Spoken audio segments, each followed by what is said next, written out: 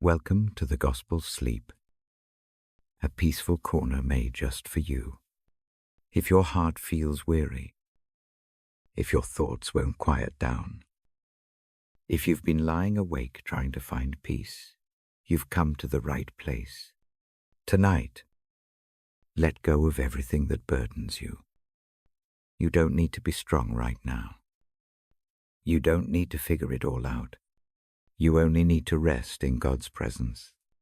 As you listen, imagine sitting beside a gentle fire under the night sky. The air is cool. The stars are bright. And the Word of God flows softly around you like the sound of a river. Each verse whispers truth into your heart. Be still and know that I am God. Let those words wash over your thoughts and calm the storm within. Here, in this moment, God meets you right where you are in your exhaustion, in your fears, in your sleepless nights. He's not waiting for you to be perfect. He's simply inviting you to rest. Every video on this channel is created to help you find that sacred stillness to breathe, to reflect, and to fall asleep in peace.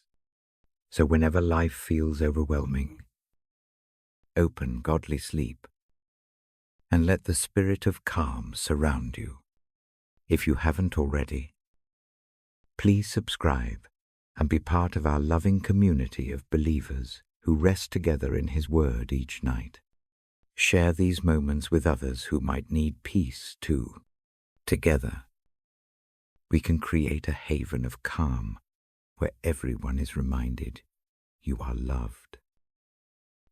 You are safe, and God is near. Now, take one more deep breath, exhale, and rest. You're exactly where you're meant to be in the gentle arms of peace. I welcome you tonight. The room breathes softly. A lamp throws a warm circle of light. Shadows lean back. A quiet settles in the corners. I sit with that quiet. I set aside rush and noise.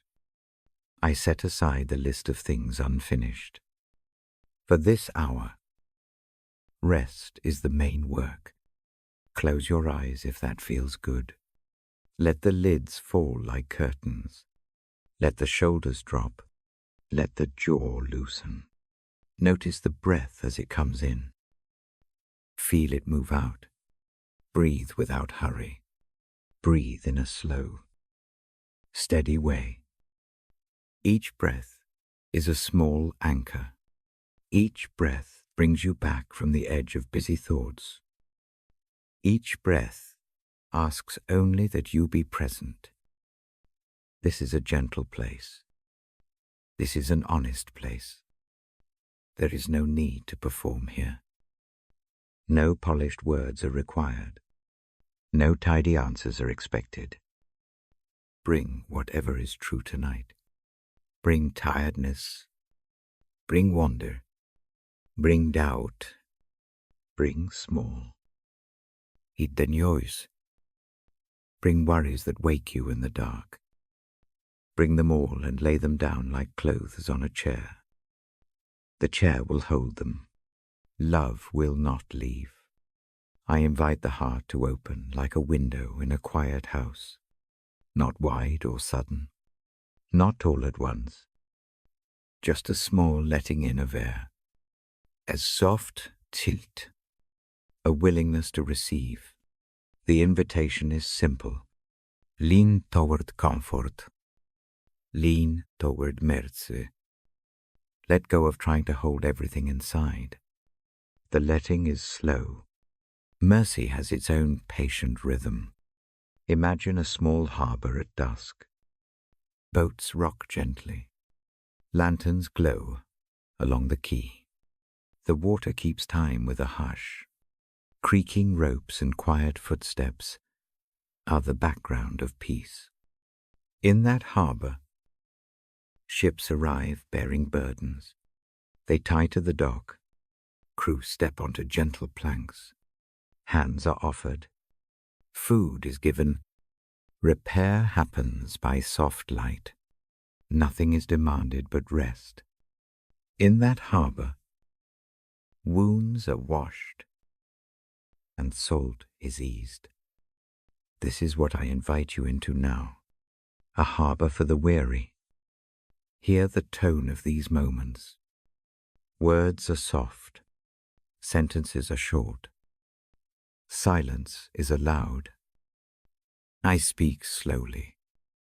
The voice moves like warm tea poured into a cup.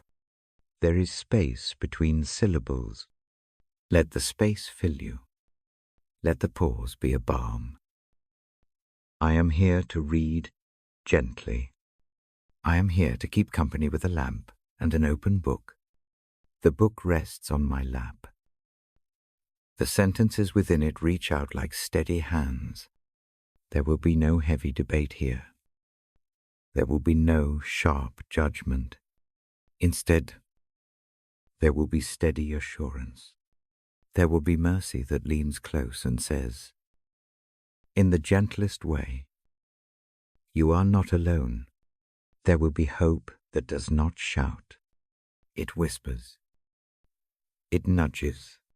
It stays. It outlasts the noise of the day. The hope I speak of is like a small flame in a sheltered lantern. It does not consume in a rush. It warms in a steady circle. If your hands hold tension, place them on your knees. Feel the contact. Let the fingers rest. If your mind runs through lists, imagine setting each item on a flat stone on a riverbank. Watch each stone settle. Watch the water smooth itself after each drop. Thoughts will come back. When they do, smile gently and return to the breath.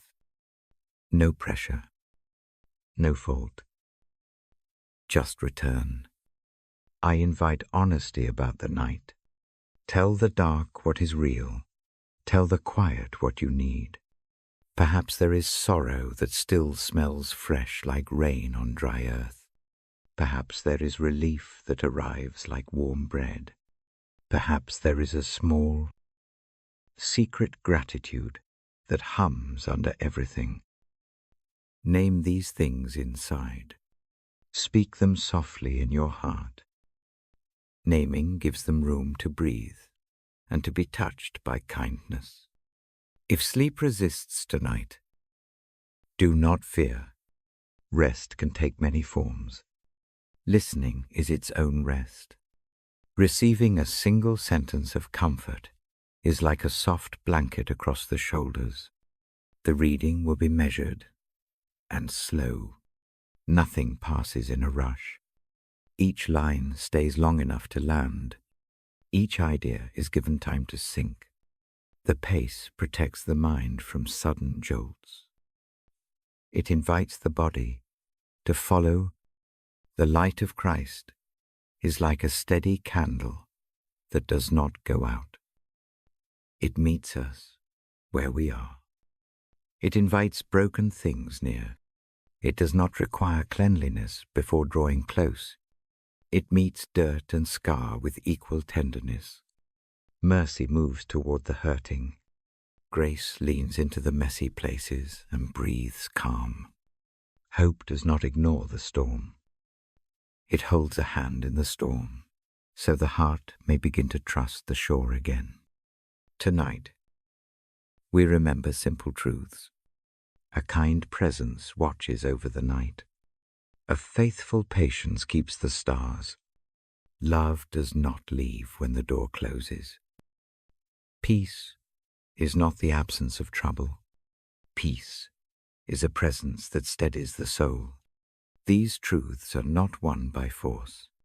They arrive by quiet, like rain that settles a fevered garden. I will speak them slowly so they can be caught before the mind wanders away. Allow images to come without chasing them. A slow stream, clear and steady, a wide field with grass that bends but does not break, a gentle shepherd who counts each head and walks the same soft path each night. These images are not formulas, they are invitations. Each image is a small door to rest. Walk through one if it calls. Let it hold a little of your fear and lift it with a soft, persistent hand. There might be memories that prick like thorns. Bring them close enough, only to look at them. Do not pull them into a storm. Trace them with the gentleness of a moss-covered finger. See the small lessons without needing to fix all the history. Healing is often a long, careful tending. It happens in slow water days, not in a single mighty splash. Trust the slow work. I am here to read the scriptures in this gentle way. The words will come like steady steps on a worn path. Each step is measured. Each step invites you to follow at your own pace. There is no hurry. There is no finishing line to race toward. The story we enter tonight is one of kindness, of mercy, of the steady presence that watches through the dark. My voice is only a guide. The words themselves are the soft hands. If a thought of shame visits, let grace meet it. If regret returns like old weather, let mercy fold it like a towel. If fear grows teeth in the dark, let hope hum a lullaby. These are small acts of staying. They do not pretend the night is not long. They do not deny the ache. They simply promise company through it. Company is enough to make the night feel less like a wilderness. I will speak of promises that do not demand perfect reply. They are open hands rather than closed contracts. They say, "Come as you are." They say, "Bring the ragged parts." They say, "I will not put you out." Listen for that tone in the words I read. Let it become a pillow for the heart. Let it cushion the weight of long days and sleepless hours. As we prepare to listen to the readings, set a small intention for this time. It can be a single word: peace, rest, healing, hope. Let that word stand like a candle on the table. Return your thought to that word when distraction pulls. Let it be a marker for the night. When the mind grows loud, return to the breath and to the word. Follow the sound of my voice back to the present. The voice is steady. It does not push. It invites. It repeats when needed. It speaks slowly enough for the heart to keep up. Allow the rhythm of the reading to become a lullaby. Tonight I want to honor the smallness that often feels overlooked. Small prayers, brief sighs, quiet gratitude for a single cup of warmth. The grand gestures have their place, but tonight the small things are sacred. They are the stitches in a weary coat. They are the quiet lights that keep a long road from swallowing a traveler whole. Name one small thing and hold it. Let it be a companion through the next passages. There is comfort in ritual. The turning of pages, the lowering of lids, the soft rustle like rain. Ritual steadies the heart. Ritual lands the soul. This moment, simple as it is, builds a bridge to a larger peace. Step onto that bridge slowly. Feel the planks underfoot. Trust the handrail of grace. Soon I will open the Bible and read. The first passage will arrive with gentleness. The words will be clear and measured. They will touch familiar places and some new ones. I will not rush. I will let each line sit. When the reading ends for tonight, there will be space to breathe. There will be a slow return to sleep, perhaps, or a quiet continuation of thought. Either is fine. Both are held by mercy. For now, stay in this quiet. Let the lamp warm your hands. Let the breath find its easy pace. Keep the heart open like that small window. The night is not an enemy. It is a teacher of rest. It does not ask for perfect answers. It only asks for presence. We give that presence in small acts. A breath, an ear bent towards gentle words, a willingness to be seen by a steady love. When I begin to read, follow only as you can. There is nothing required. Let the words find you or let them drift past. The safe harbor remains ready. The harbor does not empty when a traveler sleeps. It only keeps the light on. I will keep the light. I will read slowly. I will stay until the first passage closes. Then we will continue, step by careful step, through the rest of the evening. Rest now in the stillness before the first line. Feel the room settle around you. Know that kindness waits in the words. Know that mercy moves toward you tonight. Hear the quiet affirmation you are held. We begin in that holding. When you are ready, I will read. I open the Bible slowly. The pages sigh. The lamp keeps its steady glow. I let my hand rest on the open book. My voice comes near and soft. The night leans in. I begin with a whisper. The words move like a cool wind across a warm face. They are not a list of rules. They are an invitation to gentleness. They ask for an honest heart, more than a perfect one. I speak of a way to live that matches a quiet calling. Live in a gentle rhythm.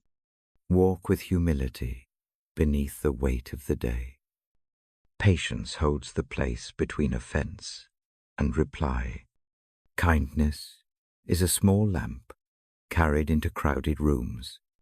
Compassion bends close to what is broken. Forgiveness moves like a soft tid.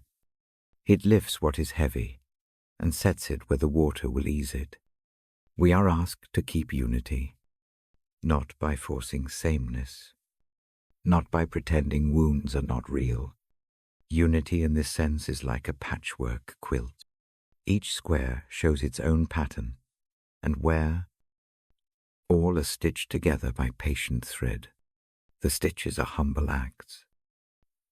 A held hand, a softened word, a willingness to listen again.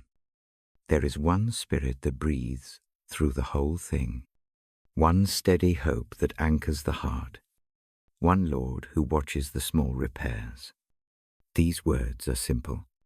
They return focus to one thing, staying gentle, staying honest, staying together. I speak of speech that builds rather than breaks. Harsh words scar more than necessary. Quiet truth, spoken with love, repairs what harshness tears. Avoid talk that eats at the peace. Instead, bind each other up with words that heal. Let the voice be a place of safety for the weary. Put away the old ways that cling like damp clothes. Leave behind the anger that hardens. Lay down the bitter thoughts that scab over and keep wounds from breathing. These old garments are heavy. Shed them slowly. There is no need for sudden stripping. Change is a patient dressing. It is the steady choosing of mercy over revenge, gentleness over pride. Put on the new self. The new self is tender and truthful. It reflects the way mercy meets us. It learns humility not as defeat, but as rest. It grows in quiet strength. The mind becomes renewed by small thoughts of kindness. Each gentle act is a stitch in a new coat. Each forgiveness is a thread that keeps the cloth whole. Forgiveness is the center of this whisper. Forgive as you have been forgiven. That line is not a burden. It is a gift. It loosens the tight hands. It lets the chest soften. Forgiveness does not mean forgetting at once. It means choosing not to let the past poison the present. It is the small permission to lighten the load. Imagine a room where two people face a table. Between them lies a weight. The weight sits heavy and warm with memory. One hand reaches across, not to take the weight by force, but to lift a corner gently. The other hand eases its hold. Both hands work together. The weight moves from both shoulders and rests on the table. The room breathes more easily. This is what mercy looks like when it has space to breathe. When old faults rise like shadows, do not panic. Speak to them softly. Tell them they no longer have the final word. Let forgiveness be the lamp that shows a different shape to the shadow. In the hush of the night, say one small thing, I will let go. Say it not as a test of strength, but as a letting of the hand. It is often easier to hold out anger than to extend a hand. Anger feels like armor, but armor grows heavy and rusty. Forgiveness is not a lack of care. It is a different kind of care. It keeps the heart light enough to move again.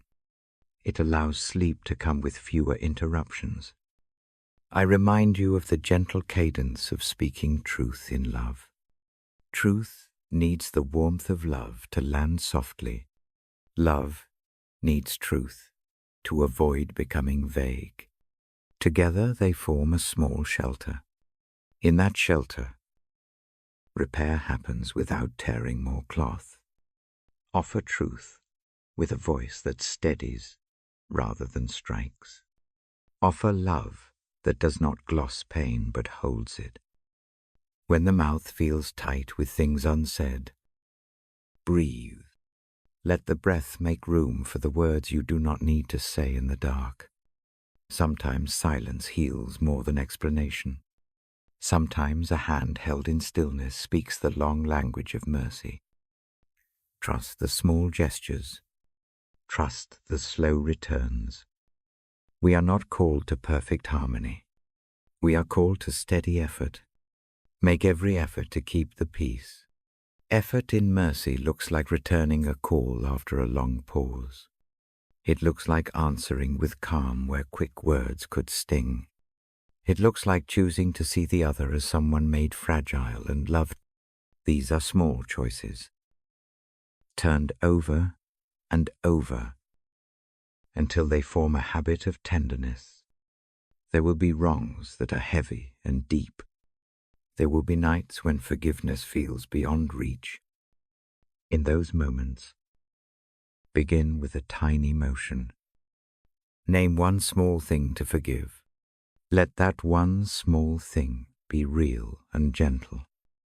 Let it grow like a single stitch that becomes a seam. Then another stitch. Then a patch.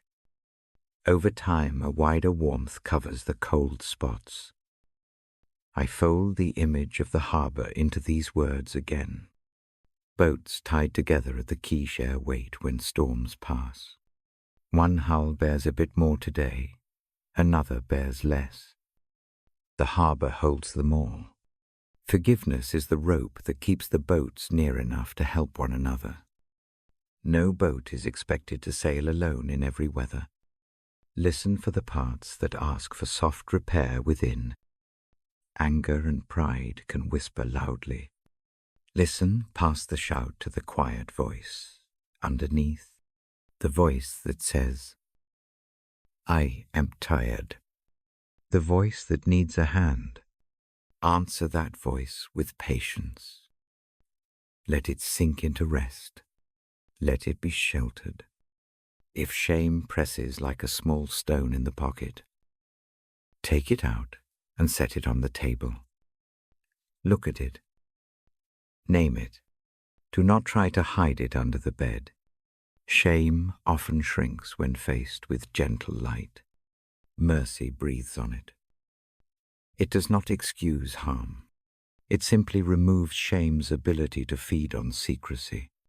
The light of forgiveness keeps the stones small. Reward small acts of mercy in the night. Smile at the memory of one kind thing done earlier. Let the heart recollect its own compassion. Each small kindness returns to be a balm when tiredness comes. Let gratitude for one small mercy cushion the fall into sleep. I read these lines slowly. I let spaces sit between them. Each pause is a chance to breathe. Each breath gathers the words into the chest like soft pebbles. Do not rush to gather them. Let them settle where they will. The mind will work with them as it needs. The body will accept rest in its own way. If forgiveness feels impossible because the hurt is fresh, begin with asking for help to forgive. Trust that asking is not weakness. It is an honest step. Admit the need for strength beyond what the night alone can give. This admission opens a small door. Mercy flows through doors. There is a quiet dignity in choosing not to pay evil with evil. It takes courage to stand in the slow rhythm of mercy instead of the quick rush of retaliation. The courage looks gentle from the outside.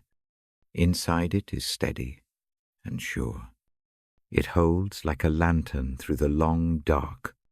It does not glare. It guards. As the reading draws near its close, I invite a brief stillness. Close the eyes if that feels right. Rest the hands. Breathe in calm. Breathe out unrest.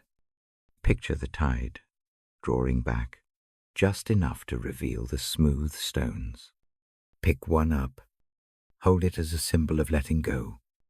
Place it on the shore. Watch the water lace around it, and then move on. Forgiveness is like that tide. It does not remove every stone by force. It moves them slowly until their edges soften. It brings smoother days. It quiets the heart, so sleep will come without the hard edge of the day. Before I turn the page, I offer a small encouragement. Carry one of these lines into the dark tonight. Let it be simple. Forgive one small thing. Speak one gentle truth. Offer one act of kindness without expectation. These are not grand tasks.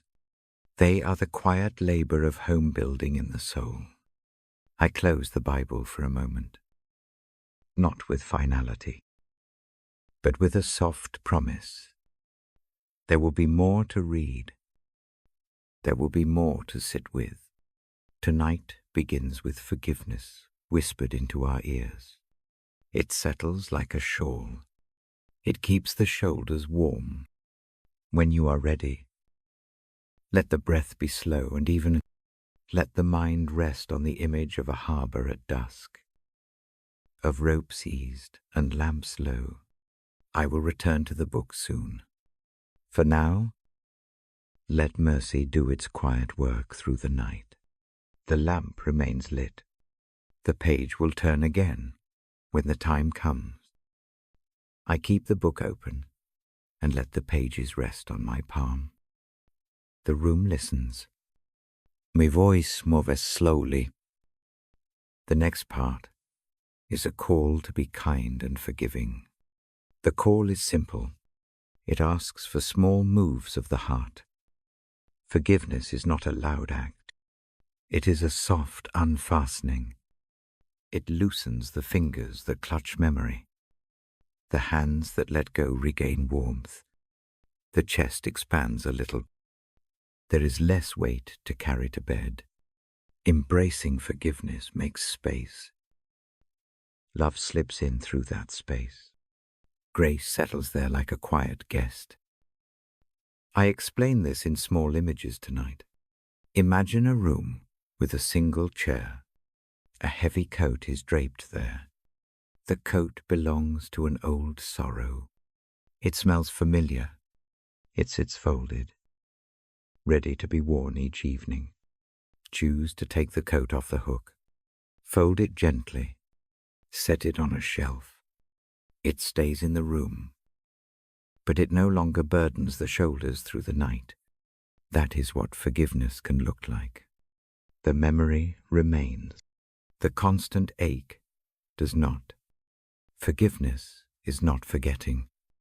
It is a different answer to pain. It does not require erasing truth. It only changes the posture toward that truth. Instead of turning the hurt into a weapon, it becomes a lesson held with care. Instead of replaying the wrong until it brightens into rage, the heart lays the memory beside a candle. The candle warms rather than scorches. Here, in the hush, there is room for a story, a gentle story of a brother's reconciliation. It is small and quiet. It is not dramatic. It is human. And it breathes mercy. I remember a village where two brothers live near the line where the fields meet the wood. Their houses have low eaves. Smoke rises in the same pattern each evening. For years, the brothers keep a distance because of one long argument. The cause is small. It begins as a misunderstanding over a fence. A sheep wanders. Words harden into pride.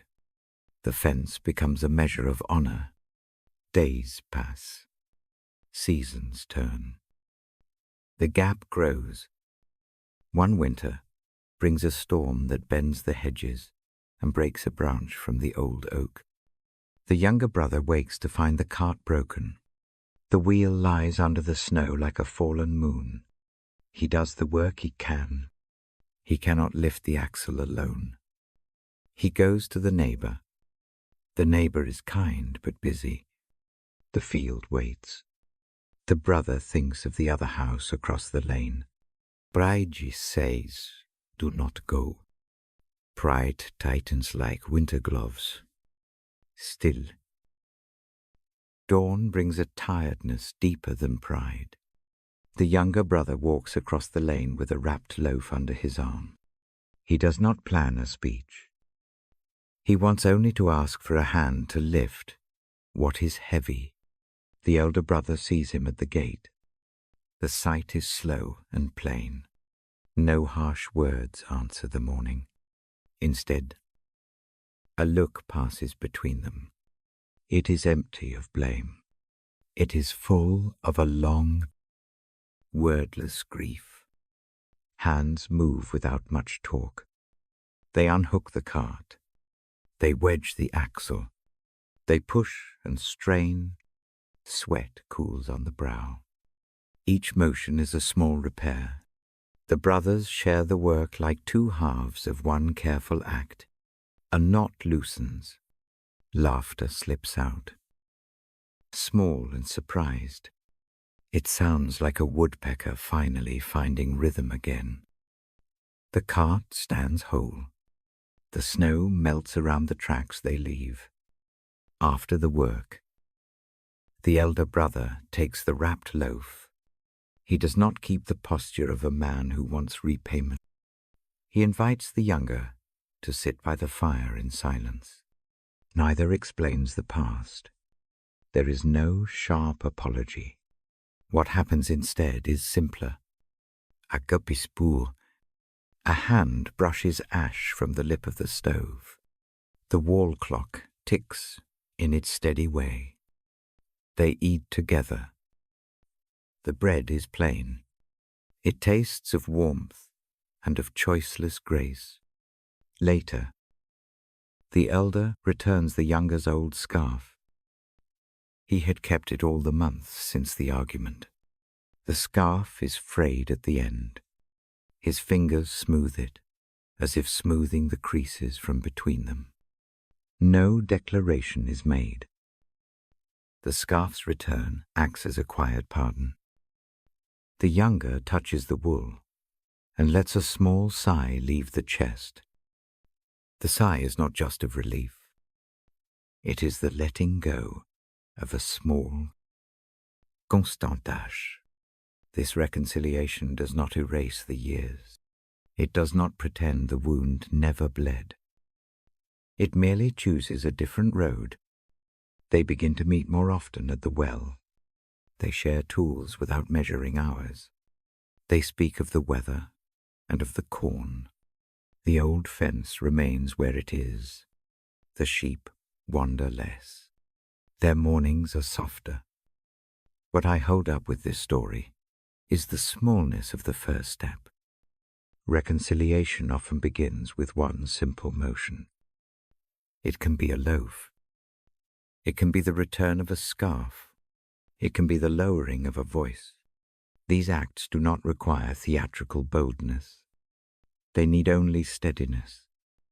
The heart learns to be brave in quiet ways. Forgiveness in that story unburdens more than the person forgiven. It unburdens the forgiver. The elder brother trusts less in being right and more in being present. The younger allows warmth back into the chest. Both receive a new kind of rest. The day wears its light differently. I return to the larger call. If the heart holds bitterness, let it be loosened like a knot. Begin with one thread. Offer one small gesture. It is enough for tonight. The mind will not always understand how all wrongs will be set straight. The night does not rush to fix everything. It simply helps the hand that is willing to move. When forgiveness is given, love finds a corner to sit in. It arranges small, steady things. A hand becomes available to steady the other during a path with stones. Grace fills the space that anger used to crowd. The space that remains is wide enough for hope to grow a little. Like a single sprout from a cracked pot, it needs no parade. It needs only a cup of water and quiet protection. There are times when forgiveness asks for courage. It can feel like stepping across a thin plank. Measure the step. Breathe. Trust that the bridge you place is for both feet. Not a test to make the other fall. Let mercy be the plank. Let humility be the handrail. The step is seldom sudden. It is small and repetitious. One step tonight, another tomorrow. I also speak of boundaries, with tenderness. Forgiveness does not ask for safety to be given away. It does not require re-entering harm without care. Sometimes the most loving path is to forgive while staying within a safe distance. The heart learns to forgive from behind a steady window. It keeps sight without exposing itself to new wounds. This is a kind of wisdom often overlooked in the rush to mend. Let the imagery now turn to a lamp that sits between two beds in a quiet house. The lamp can be passed back and forth. Sometimes one of the sleepers is too weak to lift it. The other reaches across without complaint. That reaching is mercy. The lamp does not choose who will hold it more often. It shines for both. Such small service becomes a habit of tenderness. It is how families and friendships heal over time. I read these thoughts like a plain prayer. No elaborate language, no heavy doctrine, only a steady insistence that mercy unburdens the soul.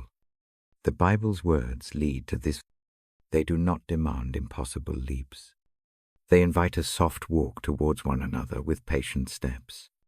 The heart learns to follow. There will be heavy wrongs that need deeper tending. For those hurts, forgiveness may take longer. Grief and justice may walk together for a while.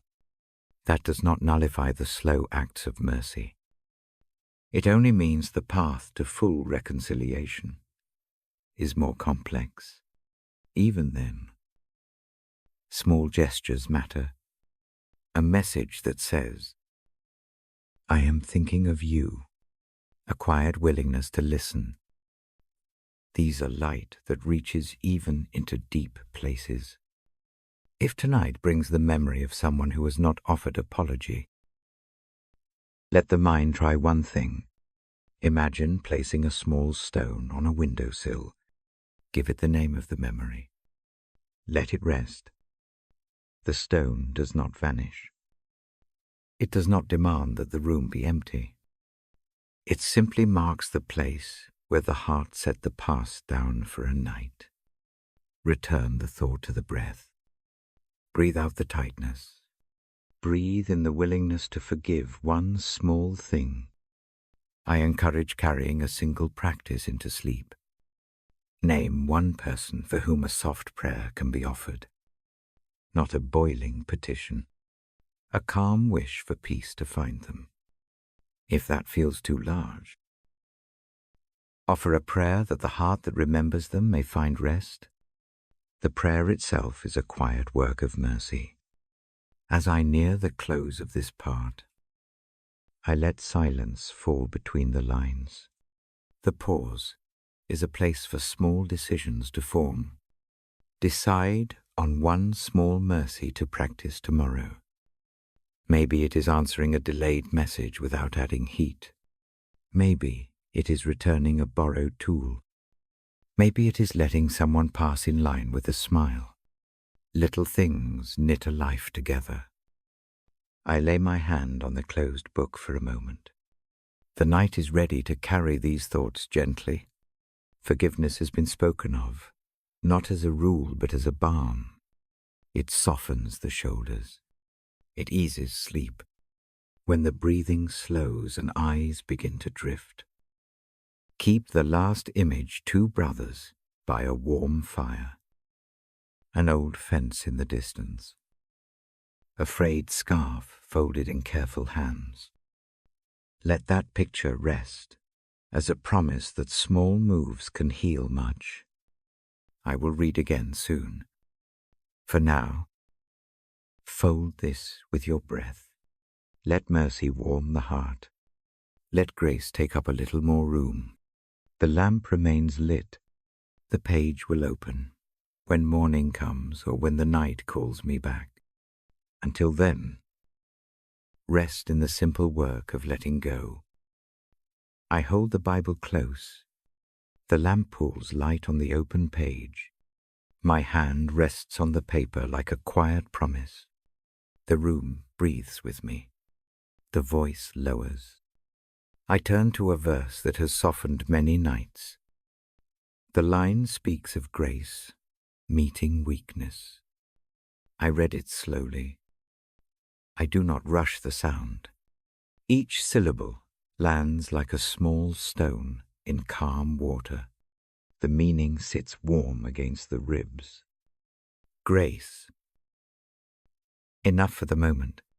Power that shows up where need is real. Not a sudden fixing, not a rushed repair. A steady mending that unfolds in small motions. The phrase stays with the ear. It becomes a small anchor for the night. I think of the two brothers again. Their distance is not heroic. It is human. Pride and stubbornness shape the gap, yet weakness appears in both lives. The younger's cart breaks. The elder's arms ache with years and regret. Neither carries a perfect solution. Both carry fatigue. This is where grace moves. It does not wait for clean hands. It does not require a tidy conscience. It comes when the need is earnest. It arrives in the half-light, in the ache of a morning too heavy to stand on pride.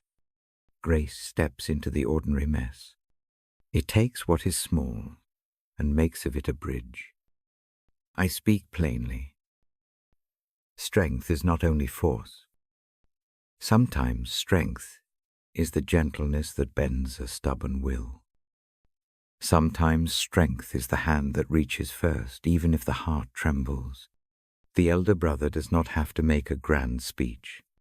He simply moves a joint, lifts an axle, breathes, and stays. That motion is how grace finds its place. Weakness does not disqualify. It becomes the ground where grace can lay its tools.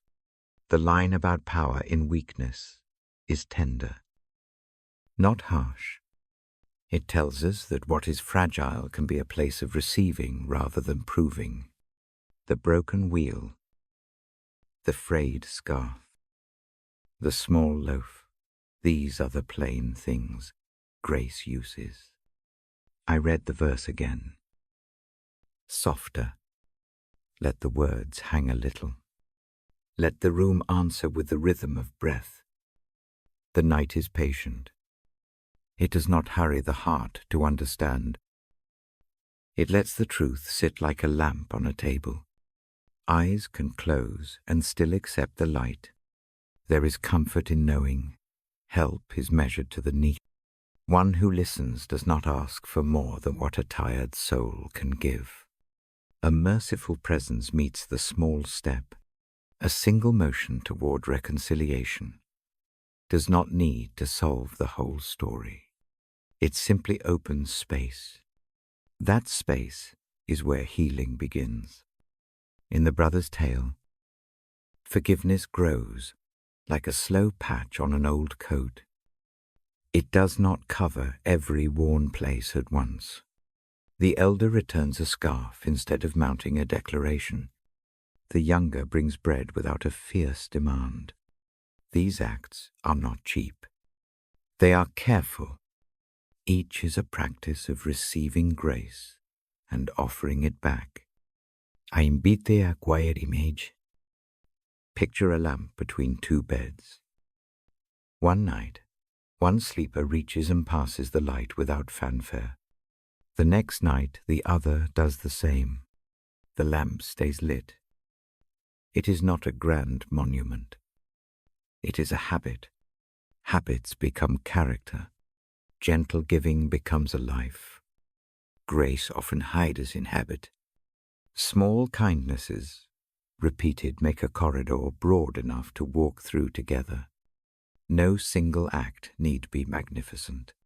The repetition of mercy rewires the space between people. That rewiring is slow and steady. It is patience at work in the bones. When memory presses, the verse offers relief.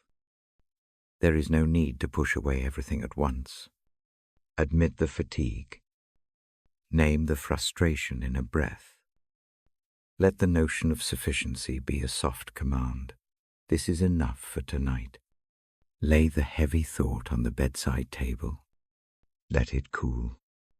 The heart does not have to carry the whole history through the dark hours. I speak also of prayer that is small and honest. A short sentence is enough. A whisper that asks for help to forgive. A request for courage to lean into the other person. Prayer is not a long ledger of duties. It is a hand that reaches for another hand. It says, I cannot do this alone. Meet me here. The Scripture's promise does not erase consequences. It does not demand the ignoring of harm. It simply says mercy can be present even when things remain broken. Boundaries can be wise and gentle at once. One can forgive in heart and still choose careful steps forward. Mercy does not mean exposure to fresh harm. It means grace that understands both safety and tenderness. I find the line about power being perfected in weakness to be a soft invitation to rest. If the night finds you drained by trying and failing, consider this truth being worn out is not the final verdict. It can be the place where help shows up in a new form. The realization can be a great relief. The soul loosens an eager grip. Return with me to the brothers by the fire. They do not mend everything that night. No sweeping apology. No sweeping change. What happens instead is steadier. A shared meal. A laugh that surfaces like a small bird. The elder slides the scarf back across a palm. The younger accepts without dramatics. The action is ordinary. It is enough. This is how grace often works. It enters through ordinary doors. It does not shout. It keeps a gentle voice. It does not require a dramatic conversion. It meets real need with humble work. The power in that meeting is quiet. It moves mountains slowly. One pebble at a time. I pause and let the silence be a kind place. Silence is not empty. It holds the echo of what is read. It lets the heart consider one small motion it might practice tomorrow. It might be sending a message without rancor. It might be returning a borrowed tool. It might be setting a stone on a windowsill with the name of a memory. Small things can be gateways. When grace is accepted, peace finds room to grow. The night deepens. The body relaxes. Worries do not dissolve immediately. They soften. The chest unclenches by degrees. Sleep comes not as an escape, but as a gentle continuation of trust. I remember another quiet detail. After that first aid to the cart, the brothers meet by the well more often. They speak less about past offenses. They speak more about daily things. This pattern becomes new. It shapes a different morning. That morning is not perfect. It is gentler. Habit transforms the ordinary into a steady kindness. If tonight you carry a heavy thing that cannot be fixed by a loaf or a scarf, begin with the same smallness. Ask for help in prayer. Rest in the notion that grace is sufficient for this particular need. Try one small gesture. Keep the lamp lit between beds in other ways. Let mercy piece together a path step by step. I read again. In a hush, the verse comes like a tide that moves and then waits. Let it come. Let it recede. Feel the pull and the peace it leaves behind. The room receives the rhythm. The heart accepts it as company. Grace is not a single event. It is a presence that keeps returning. It meets weakness, not to shame, but to steady. It turns brokenness into a place for help to begin. The brothers' small acts teach that truth. The harbor of mercy holds them both, even when the sea is rough. As the page closes for this part, I place a hand on the book. The gesture is a small benediction. Carry one line into sleep. Grace meets the weak. That line does not demand a triumphant ending. It offers enough for tonight. It offers a promise that power arrives not by forcing, but by entering the place of need. Breathe in slowly. Breathe out softly. Let this be a night of small repairs. Let forgiveness begin with the tiniest of motions. Trust that grace will be near.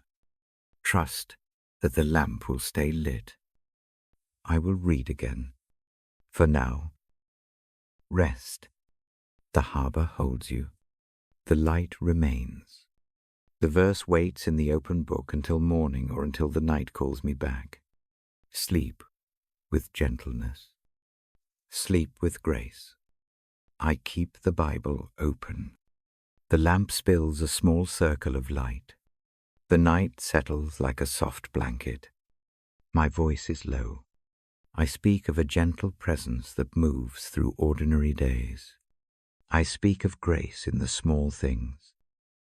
Grace arrives without fanfare. It does not shout. It comes in hand-sized parcels. It comes in a neighbor's quiet help. It comes in a breath that loosens a clenched jaw.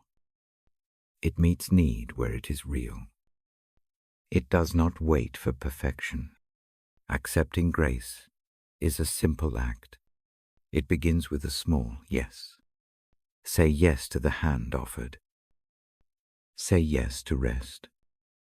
Say yes to a short prayer that admits weakness. The yes does not solve everything. It does change the shape of the night. It opens a place for mercy to stand. Frailty is not shameful. It is part of the human frame. Bones died. Memory blurs. Shoulders drop with time. To name a frailty is not defeat. It is honest posture. Honesty invites help. Help arrives gently when we stop pretending to be unbreakable. Strength sometimes looks like yielding. It looks like allowing another to carry a load for a while. It looks like handing over the lantern and letting someone else hold it. That kind of strength does not erase responsibility. It renews it. It keeps the heart moving without burning out. I tell a small story now. It comes from a street that is not far from the place where I grew up. There is a porch with 3 wooden steps. A woman lives there who keeps herbs in tin cans. She plants basil in spring and lavender in midsummer. Her hands are weathered. They remember the feel of soil and needle and a child's warm cheek. She keeps a habit. Each evening she sets a small bowl of water by the door. It is for the cats. It is also a ritual. She sits on the top step and breathes. She closes her eyes for a breath or two. She says a brief sentence of thanks. The sentence is not long. It is not loud. It is an offering she can keep. One winter evening, a fall brings a slow change. A hip aches. Movements that were easy become careful. The herbs need watered.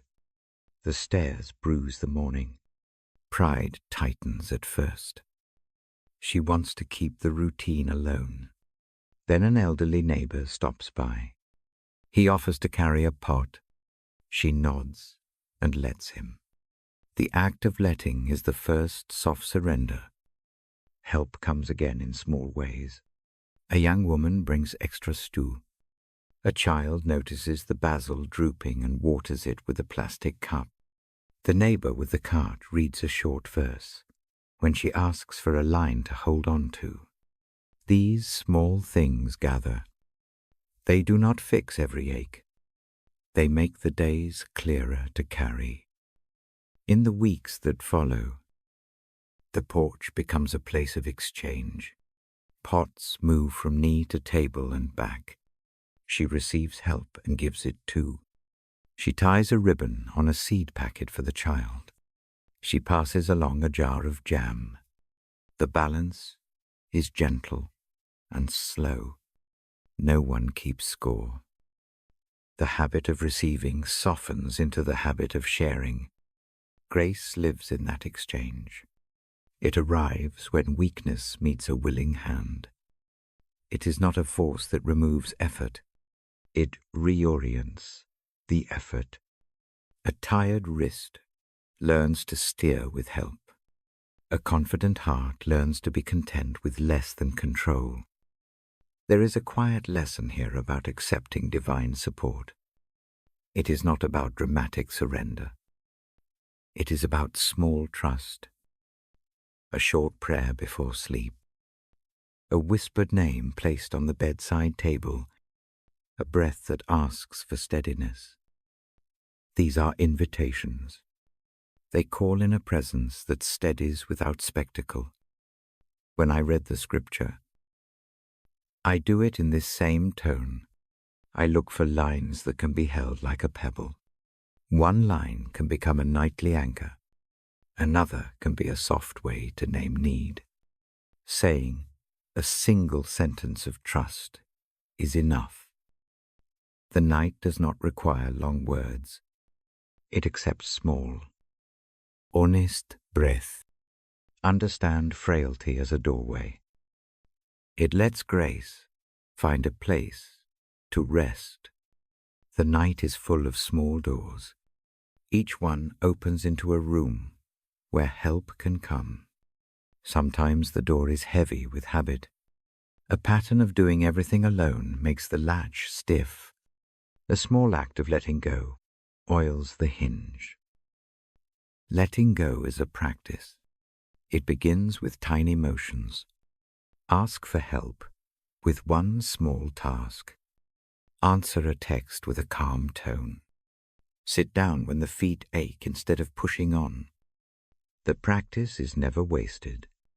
It teaches the body and the heart a gentler pace. Find strength in steady presence. Divine support often looks like a companion on the road, rather than a wind that pushes forward. It walks beside. It hums a low tune. It keeps a hand near the small lamp. When the way is unclear, it steadies the step. There are nights when weakness feels raw and immediate. Those nights call for very small things. Sit with a warm cloth on the knee. Read one verse softly. Repeat a short word of trust. The tiny rituals become a scaffold for the soul. They help the heart keep pace with the body. Practical ways to accept grace in daily life are simple.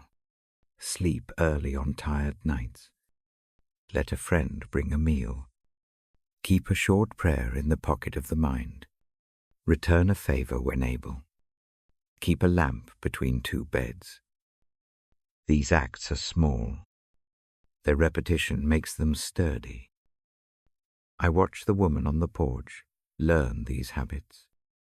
She marks the days with a cup of tea at sunset. She writes a short note when someone helps. The note is plain. It is warm. It is not a ledger. It is an offering that says thank you without demand.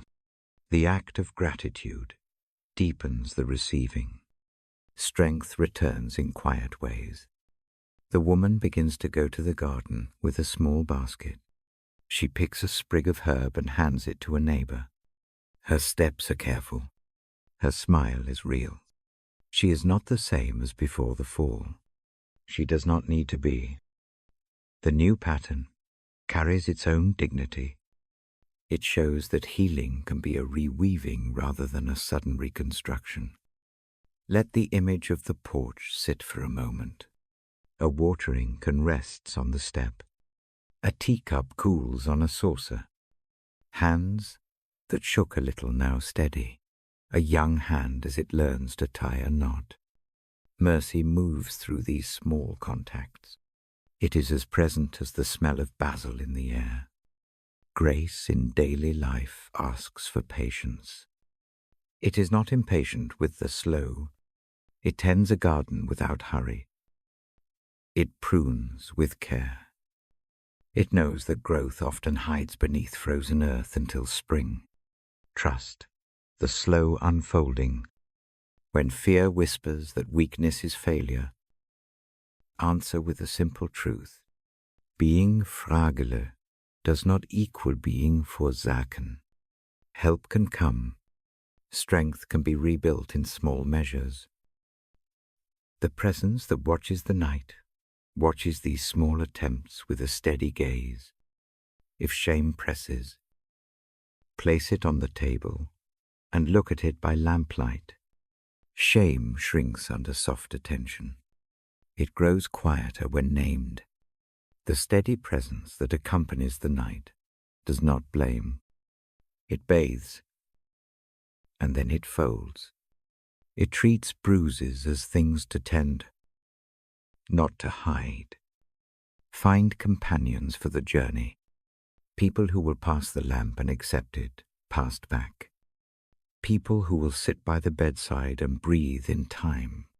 Companionship is not a fix. It is a steadying. It keeps the steps measured and the heart less alone. In my reading, I encourage small acts of trust. I invite a brief practice tonight. Before sleep, name one frailty aloud in the mind. Offer one short request for help. Tell the night that the hands are tired. Ask for grace for one small thing. Then breathe and lay the head down. The harbor image returns in this way. Boats tied to the quay lean on one another. None is untouched by the sea. Each receives help when needed. The lamp on the quay stays lit because it is sometimes carried from one hull to another. In daily life, grace moves like that lamp. These truths are not heavy. They do not require long arguments. They are small and practical.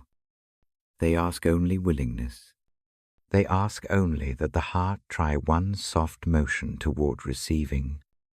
Try it for one night. See how it changes the shoulders.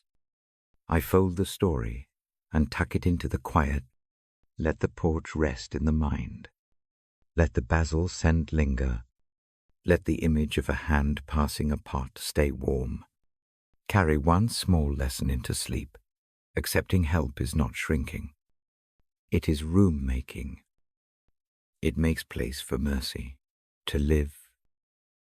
When the breath slows, fold this into a single word. Rest. Let the word be a pillow. Let grace sit there like a steady chair. The night watches. The lamp remains. I will read again when the time comes. For now, let the small acceptance of grace be enough for tonight. Rest in that. The lamp keeps its small circle of light. The Bible rests open on my knee. My voice is slow. I read one short line and let it land. Be still. Know that I am God. I say it not like a command, shouted across a room. I say it like a hand placed on a tired shoulder. The phrase folds into the hush. Breathe and let the breath find its own pace. Let the body answer with a long, quiet exhale. Stillness is not empty. It is a patient room inside the chest. It holds what is raw without needing to fix it. It makes space for a different kind of seeing. I will tell a small story now, about a young woman. The story is simple. It is also true in that plain way that warm things are true. The tale begins on a wet evening, under a city lamp that had been left burning a little too long. Rain makes the pavement shine like a sheet of glass. People hurry, with collars raised and heads bowed. They move as if tomorrow were a thin plank. They must cross without slipping. She is standing at the corner, a bag heavy at her feet. Her coat is thin against the wind. Her hands hold a paper cup that has gone cold. The city has been unkind that week. A job that promised better hours was given to someone else. A letter came with more questions than answers. Sleep has been a rare guest. Her thoughts move like scattered coins on the floor. None seems to form a full thought. A stranger comes through. He is only a stranger, because names do not pass between them. He walks with no hurry. He notices the hand that trembles around the cup. He sees the coat that does not quite close. He stops without fanfare. He tilts a small umbrella so the woman at the corner can step under. That tilt is small. It is an ordinary tilt. It is also a turning of the world for a single moment. She is surprised by the softness of the action. Her pride had been sharpened into a defense. It takes a particular courage to accept a simple tilt of shelter from someone unknown. She steps beneath the umbrella. The rain does not touch her hair for the first time that night. The cup warms in her hands against the chill. No speech matters here. The kindness itself speaks. They walk together a few paces. The stranger does not offer a solution. He offers presence that looks more like an offering of time. He listens with the attention reserved for small things. He does not tell her to hurry to hope. He does not lecture. He shares a steady pace. The woman notices that her shoulders loosen. The chest that had been braced for impact softens in the space between steps. At a crosswalk, a bag slips from her grip. Papers spill like a little white storm. Without thought, the stranger bends. He gathers the scattered pages with patient hands. He tucks them back into the bag. He straightens and hands the bag back. The movement is almost invisible. For the woman, it is a small mending. The spilling had felt like spilling the whole of life. A hand that gathers is mercy, enacted in a quiet way. A hot drink appears next. Someone, at a nearby kiosk, hands a paper cup and slides it toward them. The stranger nods in thanks and offers the cup to the young woman. She takes it with a hand that trembles less. The heat unknots a small line between thumb and tongue. A warmth spreads where cold had clenched tight. There is no grand language used. Nothing is promised beyond the next dry step. That is enough. Grace often comes that way. It appears as ordinary help. It arrives when a stranger tilts an umbrella. When an acre of attention makes room for the vulnerable. When a cupped hand gathers papers from a downpour. These are not dramatic rescues. They are the daily stitches that mend a worn life. On the walk home that night, the woman thinks of the lamp on the quay. She remembers a quiet harbor she had only seen once in a picture. In the memory, boats sit low and calm. Lanterns whisper their small circles of light. The mind wonders why a single umbrella could feel like a harbor. Then the idea settles. Harbor is not only place. Harbor is someone who makes space and keeps the lamp lit. The memory nudges something inside. She had been running on constant motion, as if stillness were a place of danger. The city taught speed as a virtue. The turn of an umbrella and the gathering of papers teach another lesson. It is possible to stop without falling. It is possible to be still and to be safe. The phrase from the psalm comes back, not as a line learned in school, but as a promise discovered in the body. Be still. Know that I am God. The words become a bedside to the racing mind. She tries the small practice right there on her couch that evening. Feet up. Cup in hand, The rain traces the window pane. Eyes close, she sits with the warmth and breathes. The pulse that had been a continuous drum eases its tempo. The heart learns the first truth of rest. It takes a permission to pause. The stranger's umbrella has given her that permission in a small, human language. During the next week, she notices tiny changes. She answers one text with a steady tone instead of a quick, defensive line. She lets a friend bring soup. She returns a favor without measuring hours. Each act is a slow opening.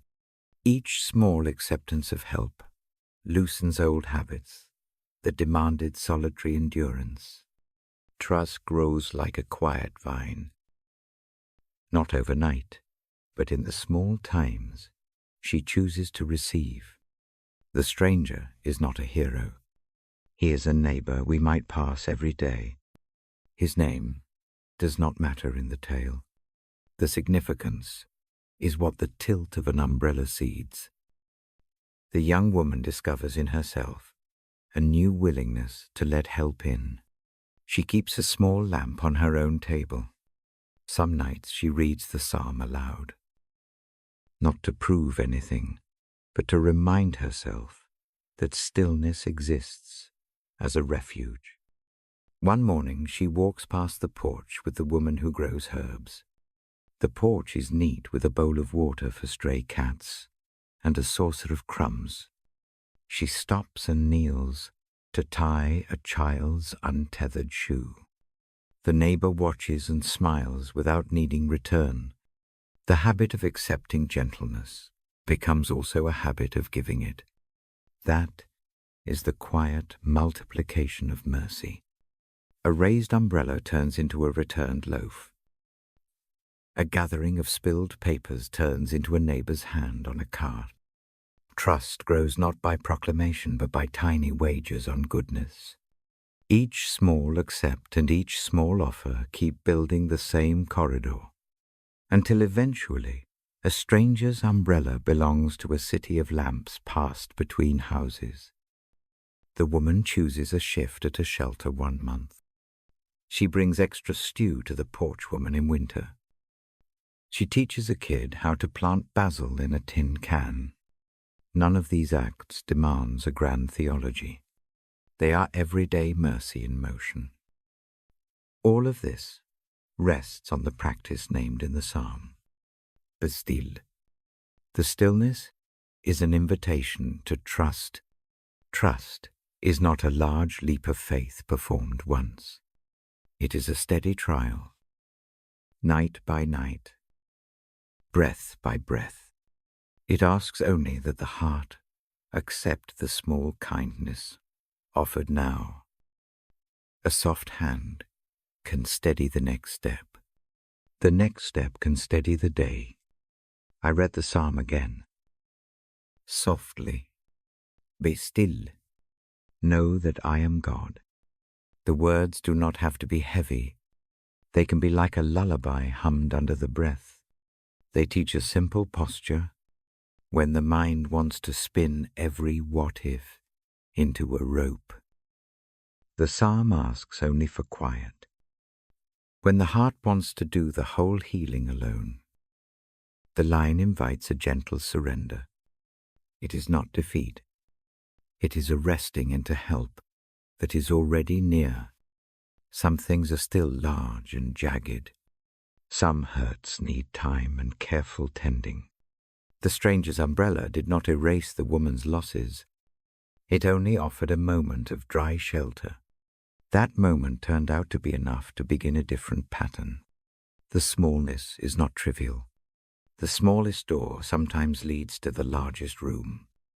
If tonight a worry sits heavy like a small stone, hold it in one hand and call it by name. Then set it down beside the bedside lamp. Tell the lamp that this night you will rest. Trust the presence that watches over the dark. Let mercy enter through little motions. Let the memory of an umbrella tilt be enough to start the heart toward trust. I keep the book closed for a breath. The line from the psalm is a pillow now. Let it shape the night's sleep. Let the harbour image return the boat secure of the quay. Let the lamp be passed from hand to hand. A stranger's small kindness can hold more than a single evening. It can change the way a life leans toward others. Before sleep, place one small intention. It can be as plain as letting one person pass in line with a smile. It can be as modest as saying yes to a hand offered. The practice of stillness and trust begins in such tiny acts. They build a room in the heart where grace can sit. Breathe in, breathe out. Be still. Know that I am God. Rest in that, and let the kindness you have received teach you how to give. The lamp remains lit. The harbour holds. The night is a good place for small mercies to grow. When morning comes, or when the night calls me back, I will read again. For now, sleep with the ease of a life that has learned to accept a simple umbrella tilt. Let that memory become a lamp on your table. Let it light the way toward trust. The hush keeps watch. The promise keeps its steady glow. I come now to the quiet of what I call God's sovereignty. I say the word not to weigh the night with theology. I say it to point to a hand that keeps the map when the road looks unsure. The phrase is soft here. It is not a demand for answers. It is a shelter for the mind that cannot hold every question. Surrender is a small art. It is not a dramatic drop of all burdens at once. It is a steady loosening of the fingers. It looks like placing one worry down beside a lamp. It looks like breathing and naming one fear, and then letting the chest ease. I have watched people learn that art in gentle ways. One family in particular stays with me. They live in a narrow house with a porch light that hums like a small heart. The street is quiet at night. They moved there in a season that felt like a tight knot. A job change came that kept the father awake.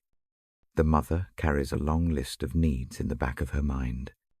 The child is a tether between them, soft and wide-eyed, asking simple things that do not fit the grown-up catalogue of fears. The first nights are full. Papers sit on the counter. Lenders call with voices that make the kitchen feel cold. Plans that once seemed certain fray at the edges. They try to speak about it, and their words trip over each other. Each person holds a different shape of worry. The house keeps them close enough to feel the strain. One evening, they decide on a small experiment. It is humble and spare. No grand solution. They will meet in the living room after the dishes for 10 minutes. Each will share one small thing that weighs on them. They will not attempt to fix each other's list. They will simply hand it to the center of the table and breathe. They will close the conversation with a short reading from Scripture and a quiet prayer of asking. The prayer is a simple breath that says, "Please be near." That is all. I remember reading for them once. Sitting at their table under the lamp, the child sits close enough to tug at the sleeve. The voice I use for reading is slow and warm. The verses are not long. The words are chosen for their clarity rather than their complexity. Each line comes and then rests. The family listens like a single small boat that lets the tide ease around it. The first nights, the letting is clumsy. Hands still cling to lists. Eyes dart to the phone, as if answers must arrive immediately. Yet something begins to change. The act of placing one worry into the middle of the table is a ritual. It marks a motion. It says aloud, I do not have to carry every stone tonight. The motion itself is a soft permission. In the days afterward, small things follow. The father wakes and does not race to the ledger before the kettle sings. He pours tea and listens to the child's plan for the day. The mother opens a drawer and finds the receipt she had been fretting over. She lays it like a paper boat on the table and breathes. Neither shrugs off responsibility. They simply learn to hold it without tightening the chest. Trust appears in tiny acts. One night the father speaks of a phone call he will make. He admits a fear that his voice will sound weak. The mother squeezes his hand. The child folds a paper star and places it beside the lamp. No speech about outcomes, only a soft steadiness. They hand the fear to the center again. I read a short promise from the Bible. The words are like a small bridge across a stream. They do not sweep the water away. They let the feet cross. Sovereignty shows up not as an abstract takeover of plans, but as a persistent presence that bears a watchfulness. It is the thought that someone is tending the map even when the travelers are tired. That thought does not make the bills vanish. It does not replace effort or wisdom. It simply steadies the heart that plans.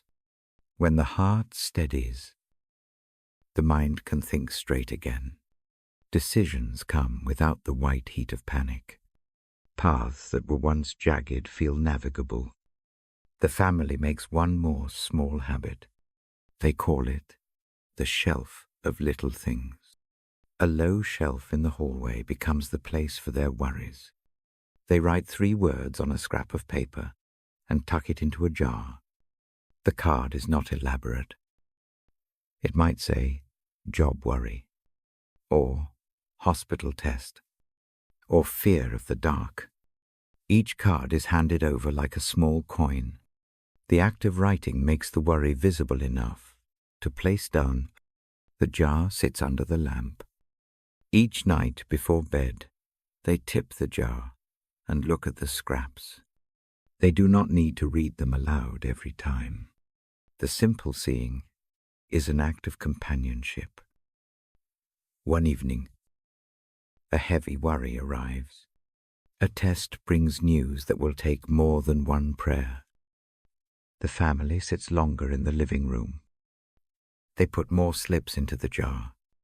The child adds a drawing of a smiling sun. The lamp throws a circle of quiet over the table. I read a passage about being held through seasons. The language is soft and patient. It is not a promise that the thorn will be removed immediately. It is a promise that the hand that holds the thread will keep it untangled. They do not pretend the pain is not real. They do not force a bright cheer that sits badly on the face. Instead, they practice small ways to rest. They walk in the evening together. They share the cooking, so each shoulder is lighter. They send one another notes that say, "You are not alone." The child tucks a new star into the jar. The star is not a cure. It is a small light. The light matters. Trust grows not by grand declarations, but by repeated small surrenders. Each slip in the jar is a tiny release. Each shared breath is a soft lowering of a burden. The family learns to say aloud, not in resignation but in a quiet act, "I give this tonight." The words are not a magic spell. They are a discipline. The discipline is tender. It trains the muscles of the heart to open when fear tightens. Sovereignty. In this gentle frame, is like a hand on the back of the chair. It steadies while letting the person at the table pick up a pen and do the work. It is a presence that watches without rushing the outcome. The family experiences it not as an answer, but as company. Company makes endurance possible. I read to them on some nights. On others, they read to one another. The child recites a line that they have learned, "Be still." The line is small, but they find it a useful door. Stillness is not avoidance. It is a place to collect breath.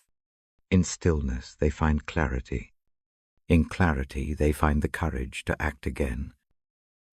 One winter morning, a neighbor stops by with a loaf. The family feels the kindness as an extension of the presence they have practiced. The neighbor does not sweep the hard calendar away. He only brings bread and sits a moment. The small exchange is another reminder that the world supplies many hands beside the one that keeps the map. Surrender need not be solitary. Slowly, the house takes on a different climate. Noise still comes. Hard news still arrives. But the night routine becomes a reservoir. The jar of papers is emptied now and then, with careful prayer. New slips replace older ones. And the motion of placing and handing over continues. The family rests with an ease they did not have before. Sleep comes without the same frantic tightness. I say this not to suggest that trust is easy. It is not. It asks for repeated acts. It asks for patience. Sometimes the house fills with worry, and the jar bulges, and no single night changes everything. Still, a single habit of handing over a worry can be the seed of a different pattern. Habits are welded slowly. Each small practice builds a corridor of grace. The image of sovereignty that comforts me is not a remote throne. It is a quiet harbor hand. It steadies the rope brought in worn hands. It returns the lost hat to a child. It does not remove the sea. It makes sure the key stays lighted. That is enough to make a weary traveler lay down and sleep. I invite you to practice the family's small experiment for tonight. Not to fix all your seasons. Not to promise instant peace. Try one tiny thing. Choose one worry that returns again and again. Put it on a scrap of paper. Place it where you can see it, but not where it will crowd your pillow.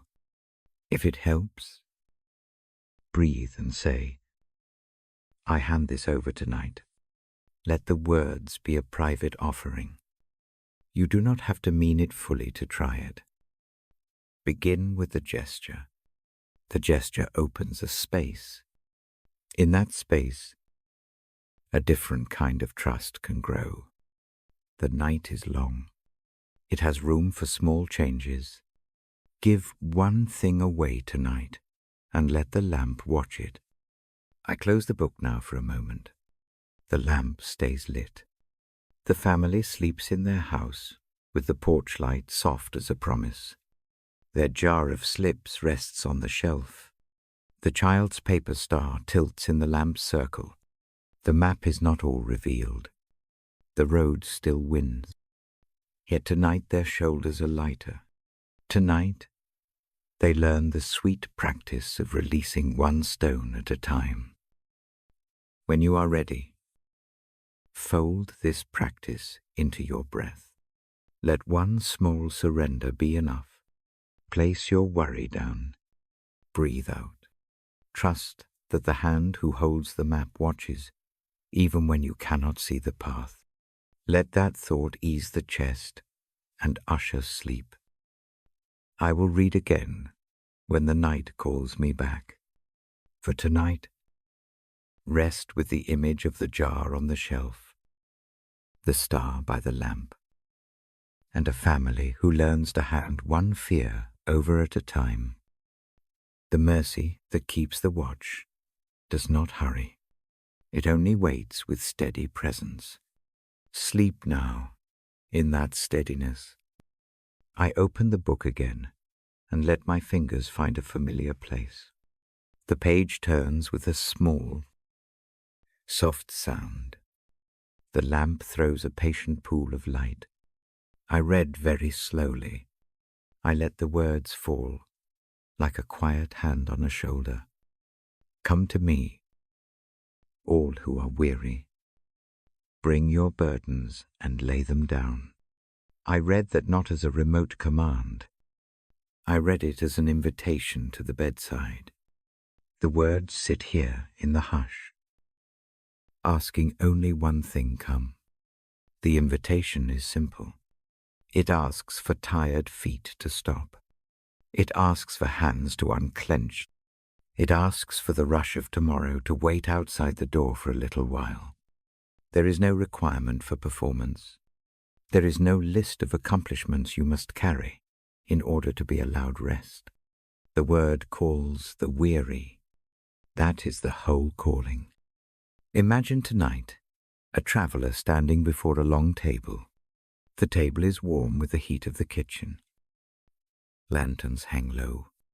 The traveler's pack is heavy with stones that look like memory, like worry, like small, sharp things that prick in the dark. He sets the pack down gently. He does not have to open it wide. He merely sets it down. The motion is already a relief. The shoulders loosen. The back finds a new angle. That is what laying burdens at the feet of Christ feels like. It is not a theatrical fling of everything into the air. It is a small, honest placing. A hand moves down. A breath makes room. The thing that has been carried is given a place. The feet themselves are unbound. The text speaks of a yoke that is easy and a burden that is light. Picture a yoke made for two. It rests not on one neck alone, but across two shoulders. When two animals share a load, the strain is distributed. The path becomes walkable where it used to be steep. The image is gentle. It says, you are not meant to carry, the weight meant for two alone. Think of the yoke as company. It is the same work, but the weight is shared. The gentle voice in these words offers to take half the load. It does not tell you to stop caring. It promises to walk with you while the work continues. That kind of help changes the shape of a step. It makes the breath come easier. There is tenderness in this offer. It looks like a hand reaching down to remove a stone from a foot. It looks like someone who knows the map, who has walked the paths before, who understands where the small footholds hide. You do not carry the knowledge that makes the work lighter alone. You gain a companion who knows how to steady. I tell the story softly tonight of an exhausted nurse. She has been on her feet for long hours. Her hands know the weight of tiny bodies and large fear. At the end of a double shift, she comes home with her shoes still warm from the hospital. She stands at her doorstep and unlaces them slowly. Inside her coat are the small items of the day, a name she could not remember. A child's shivery hand, a clock that kept time by beeps. She kneels by the bed and she lays a single stone on the bedside table. The stone could be called guilt for what she could not change. It could be called worry about money. She breathes and names it in a single sentence to the quiet. She places it down. She does not erase the memory. She gives it a place to rest. In doing so, she opens a space on her shoulders where something gentler can settle. The act of naming works like a small door. Say the burden out loud in the quiet of your own mind. Say the one word that sits heaviest tonight. Place it onto a corner of the bed as if you are setting down a bag. Imagine a hand that receives it, one that will not judge the weight or the shape. Imagine that hand smoothing the fabric where the bag was, making room. Breathe. Rest is not the absence of difficulty. It is the presence of help in the midst of it. Sleep, invited by trust, is stillness that has a keeper. The keeper is near. The keeper watches. The keeper says, there is a safer place for your breath than the tight place where worry has been living. Try this small practice now with me. Take a slow breath in.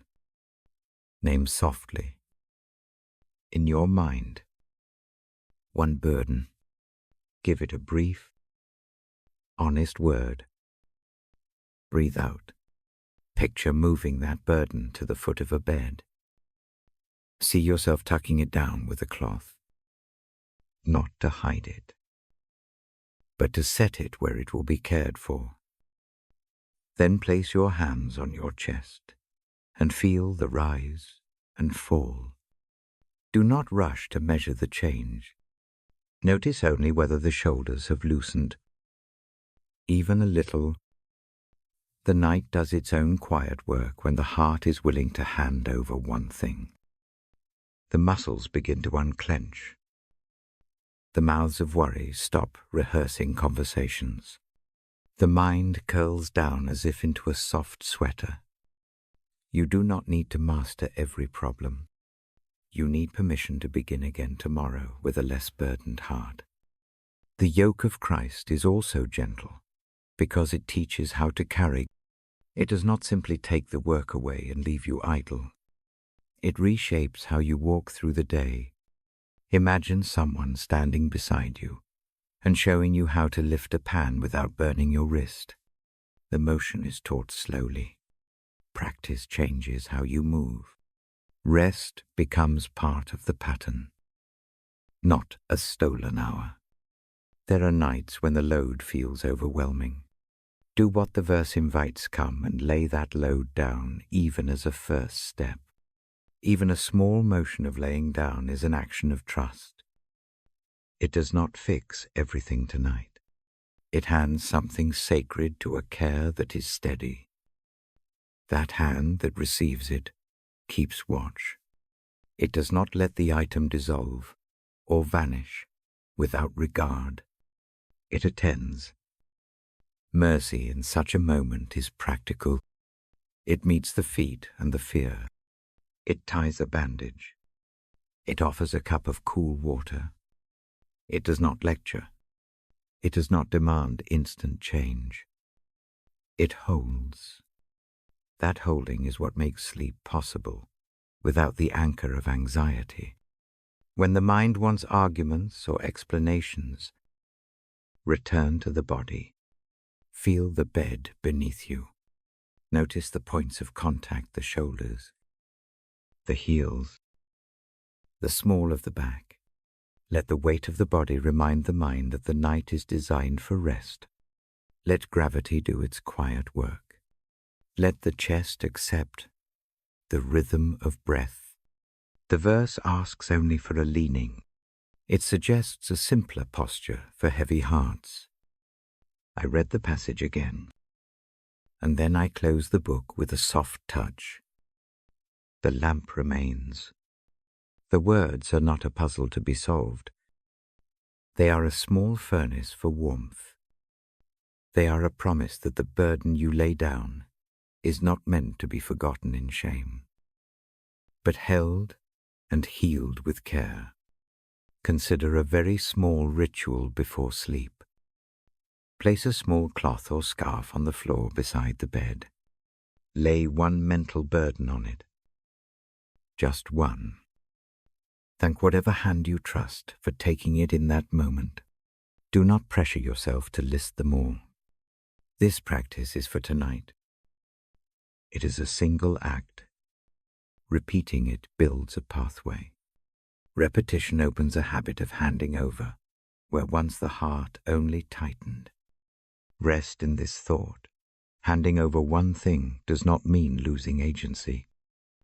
It means choosing a companion for the journey. It means acknowledging that the load was never meant to be borne by bare hands alone. It is an act of wisdom to ask for help. It is an act of courage to trust a presence enough to lay something down.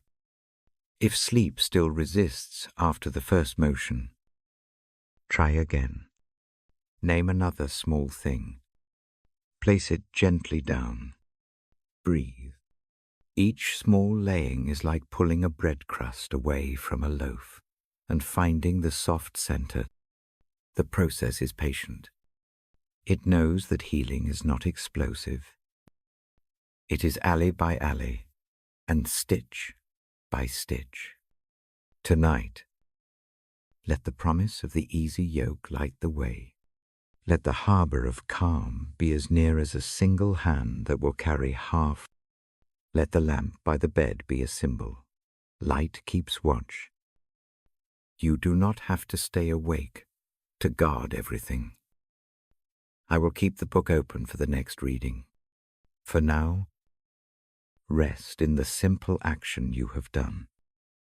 The lamp rests. The harbor holds. Place your hand on your chest. Feel the breath move. And allow the heart to accept a small help. Sleep comes as a slow friend when the burden is shared and the yoke is gentle. When morning arrives, you will not be asked to explain everything you have laid down. You will be invited to stand again, calmer in the knowledge that some things were trusted to a steady hand. Let that be enough for tonight. I will read again when the moment calls. For now, place one burden at the foot of the bed. Lay your head down. Breathe. Let the yoke be gentle. Let sleep find you in company. The night is not empty. It is watched. Rest there. I sit by the small bed and let the lamp make a soft pool of light. The Bible rests on my knee. My voice moves like slow water. The room smells faintly of sleep. A child breathes under a thin blanket. The breath rises and falls in even waves. Each exhale eases the house a little more. He is a small thing to the night. Arms tucked, feet warm. A toy rests by his cheek. Eyes closed, eyelashes long and still. He sleeps the way a boat rides a calm tide. No sudden movement, no clutched thought, only rest. I read a short passage. The words are simple. They are easy to hold. They are not heavy. They are small lights placed on the path to dreams. I do not rush.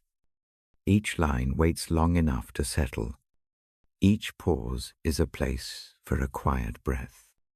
The child listens, even while he sleeps. His chest keeps the rhythm. The house keeps its hush. The lamp throws shadows that look like soft hands. I let my voice be the steady thing that scratches at night's edge. It keeps the dark from filling too full. I tell a small story. It is for him and for anyone who listens. A tale about a thread. The thread is thin and silver.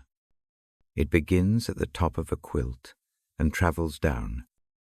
Along the way it picks up little stitches. Each stitch is a kindness. A stitch is a held hand. A stitch is a meal shared. A stitch is a small prayer offered in the dark. The thread moves through color. Blue for calm, green for breath, gold for hope. The needle pulls gently. The fabric gathers warmth. No single stitch fixes everything. The pattern grows slowly. The back of the quilt is not neat. Knots show through. Imperfections hold memory. But the outside is soft and warm. Children need quilts. They need the way small stitches hide the rough parts. They need the comfort that someone took time to sew. The child in the bed is wrapped in such a thing. The quilt is a map of love. Each square tells a small story. I pause and listen to the slow sound of the room. A clock breathes. The house sighs. Far away, a car hums. None of it disturbs the sleep. The child's brow is soft. The mouth is relaxed. The hand moves once, like a little bird settling, then rests again. I read another line. It speaks of a shepherd who does not leave the field at dusk. He walks the low path. He counts each lamb. He knows each one by the sound of its steps. The shepherd hears a small rustle and goes. He will stay until the last light settles. The tone I use is small and certain. It does not shout across a valley. It moves close and takes a shoulder in hand. That image steadies my own breath. It steadies the child's pillow. The room becomes a safe map. The small boy sleeps with the knowledge that someone keeps watch. He does not know my mind's worries. He does not need to. The watch is not his task. It is a gift placed at the edge of his bed. Sometimes the mind wants to toss aside the simple images for complex answers. Tonight, I refuse that urgency. Complexity can wait. Sleep prefers clear shapes. A lantern, a hand, a quilt, a shore. I hold to these small things. I imagine God as a quiet gardener. He tends small roots at night. He leaves a gentle trace of care on the leaves. The gardener does not demand that all flowers bloom at once. He waters. He prunes. He waits. The child in the bed is one of those small shoots, tender, growing, held. I place the Bible between the pages and read one more short line. It says that a watchful presence shelters those who rest. The phrase drifts like a feather. I let it land on the child's blanket. The blanket warms under it. Dreams come like soft visitors. They arrive without warning. Sometimes they bring color and song. Sometimes they carry heavy things. The thread of grace stitches through both. It holds the shape of the day while it reweaves the night. A dream comes now for the sleeping boy. In the dream he walks by a sea that is gentle as milk. Tiny boats bob on low waves. Each boat has a lantern. The lanterns are not bright. They are enough. They show a footpath across the water. The boy steps from lantern to lantern. The lights hold him. They do not ask for great leaps, just small steps. A small figure sits at the water's edge. He stretches out a hand. The boy takes it without fear. The hand is familiar and steady. It smells faintly of linen and of wood smoke. The touch is not startling. It is like a steadying breath. The boy walks on. I read slowly about that hand. The words shape the dream into a promise. The hand will not let go. It does not test loyalty. It simply stays. The sleep grows deeper. The muscled tension in the shoulders fades. The jaw unclenches. The child stirs once and sighs. A small, content sound. The lamp throws a curve of light over his hair. I listen to the rhythm of his breathing. Breathe in, breathe out. Each breath a small bead on a string. Each bead counted. I count quietly to myself. Not to hurry, but to keep company. Night has its own language. It speaks in low tones. It practices mercy. The voice on the page is part of that language. It is a promise that love does not leave when the door is shut. It sits where it can be reached. Like bread on a table, the child eats without waking. I think of the many small hands that have tended this quiet. A mother who rocked him when he was tiny. A neighbor who brought porridge on a cold morning. A friend who showed up with an extra blanket when the heater failed. Each hand is a stitch. Each stitch is mercy sewn in. The child carries them in his sleep as warmth. There is a hush between the lines I read.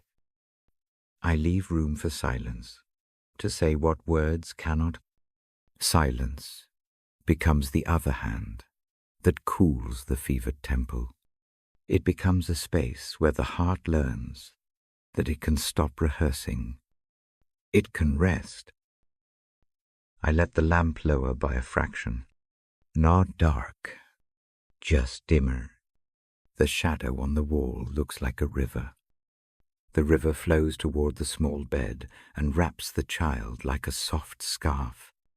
I read one more short verse that speaks of keeping and keeping again. The verse is a slow promise. It is enough. Sometimes the child wakes with a small worry, a loose tooth, a skrappet gnee, a night noise. The watchful presence remains.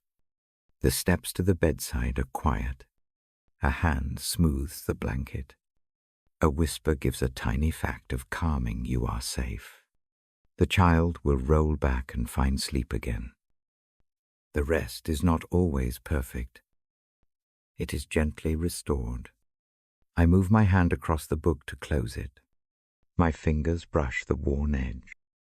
The leather is soft where hands have rested before. The page folds down with a quiet sound. It is not an ending. It is a hinge that will open again. I imagine the child's dreams as a tapestry. Threads cross and meet. Some are bright, some are plain. At the center is a golden thread that keeps learning the same small pattern you are attended. You are sheltered. You are remembered. The pattern need not be ornate. It only needs to be steady. The night keeps stitching. Morning will come with its own errands and small storms. For now, the stitches hold. The child's breath keeps the rhythm. The lamp watches. I watch. The Bible is closed gently. It rests like a small shield. I rise from the chair with careful steps. The floorboard sighs a little under my weight. I lean over the bed and place my hand at the crown of his head. The touch is light. It is a benediction without words. Safety is not always loud. It is often a palm placed briefly and then withdrawn. Before I leave, I make a small vow in my heart. I will come back. I will keep the lamp lit when my time allows. The habit of returning is part of the weave. Consistency is a tender thing. It teaches the child that the world makes room for trust. It says that promises are kept more often than they are broken. I step to the door and pause. The hush is deep now. A small wind stirs outside and ruffles the curtain. The sound makes the night feel less alone. I turn the latch softly. I do not slam the hinge. I do not scatter the quiet with clumsy steps. I leave the lamp at half light. It is enough for the dream to keep its way. Walking down the hall, I think of all the small people who need this kind of rest. The sick, the old, the worried, children who clutch the edges of blankets, those who have lost much and those who have much on their minds. Each one deserves a lamp, a stitch, a hand, a promise. I carry that thought like a small lantern of my own. Back in my reading chair, I keep the Bible closed but near. My voice has rested. The night is a room of low sounds. I breathe with the rhythm I set. The peace is not perfect. It is not a fairy tale that removes difficulty. It is a steady presence that sits with real trouble until the chest loosens. I imagine the child's dreams continuing. Boats with small lanterns, hands that steady, threads that shimmer. The tapestry grows. Each morning will show the stitches a little more. Over time, the pattern will cover wider ground. The child will learn that when the world presses, some things hold. For the listener who keeps company with me now, I offer a small practice before sleep. Picture a soft thread over your heart. Follow its path with your attention. Let it pick up one small stitch of mercy from your day. See that stitch glow? Let your breath be the needle that pulls it gently through. Do this once. Do it slowly. Do it without judgment. Let the motion be a small prayer without many words. If a child shares the room with you, whisper a small pause of blessing over their head. If no child is near, imagine one. The image will work the same way. It will teach the heart how to be gentle. It will invite the steady presence to hover closer. I stand now and close the outer door behind me. The hallway lamp clicks down. The house breathes in its own time. The child sleeps deeper than when I first sat. The hands that stitch continue their work unseen. The night is a good place for small mercies. Before I go, I keep one final thought. Dreams are not empty. They carry story. They carry the slow work of healing that daylight cannot do in a hurry. Trust the small stitches. Trust the hand that keeps night watch. Trust the quiet return of the same gentle gestures. I turn the key and leave the house in a hush. The lamp at the window keeps its soft circle. The Bible rests closed on the chair. The child sleeps beneath the quilt of small stitches. In the dark, a hand holds a lantern. The lantern is steady. The path is lit a step at a time. Sleep well. Small one, sleep well. Friend who listens. The tapestry is being woven. The stitches are steady. The watch is faithful. I will return with the word and with the lamp. For now, let the breath slow. Let the heart ease. Let the night do its work. The promise remains. Simple and sure you are loved. You are kept. You are not alone. I turn the page with a careful hand. The letters sit calm on the paper. I breathe and let the room listen. Tonight I find a line that has rested on many nights before. It asks for trust. Like a door, asks for a hand to open it. Trust in the Lord with all your heart. Do not rely only on your own sense of things. In every step, acknowledge the steady presence, and the path will lean toward clarity. I say the words slowly. They are simple. They are not commands that bruise. They are invitations that warm the palm. Trust is not a sudden leap. It is a posture. It is the gentle turning of the face toward a light that stays on when the house is dark. It looks like a single person pausing at the key, loosening a grip on the rope, and letting another hand bear a corner of the load. Trust asks only for a small motion at first. It does not demand grand bravery. It asks for an openness of heart tonight. I remember the nurse who kneels at the bedside and lays a stone on the table. She names one burden in a single breath and places it down. That small motion is trust. She does not have the whole answer. She may not know how the next week will fall, yet she chooses to hand one worry away. That choice shifts the shoulders by an inch. Peace follows that inch like a friend following footsteps. Trust gives peace, not because it removes every trouble, but because it changes the way the chest holds trouble. When the hand loosens around what must be carried, the muscles unclench. The mind stops rehearsing every possible tomorrow and listens instead to the single present breath. Peace is not absence of noise. It is the heart learning a new rhythm beneath the noise. Guidance comes as quietly.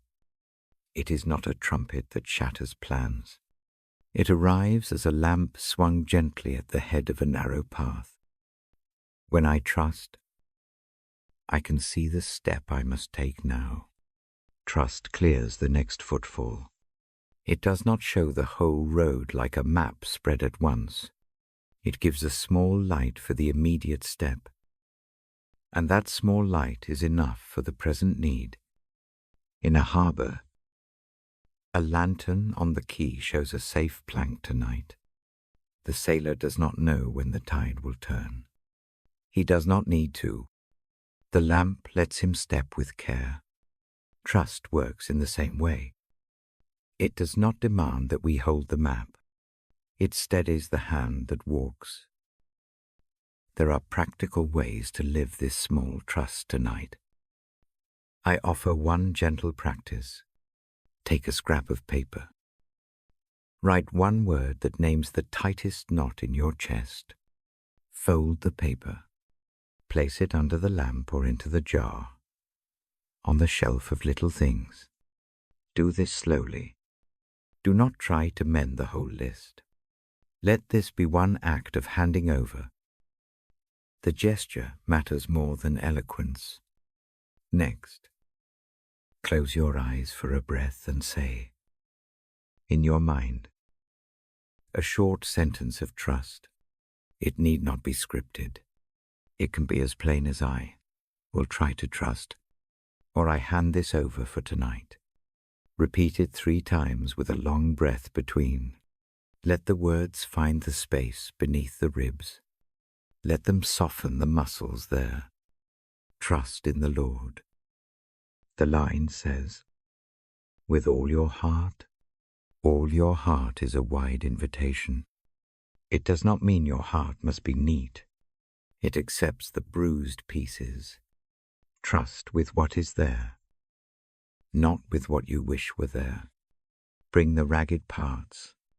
The harbor will not close its gate because the load smells of salt and old days.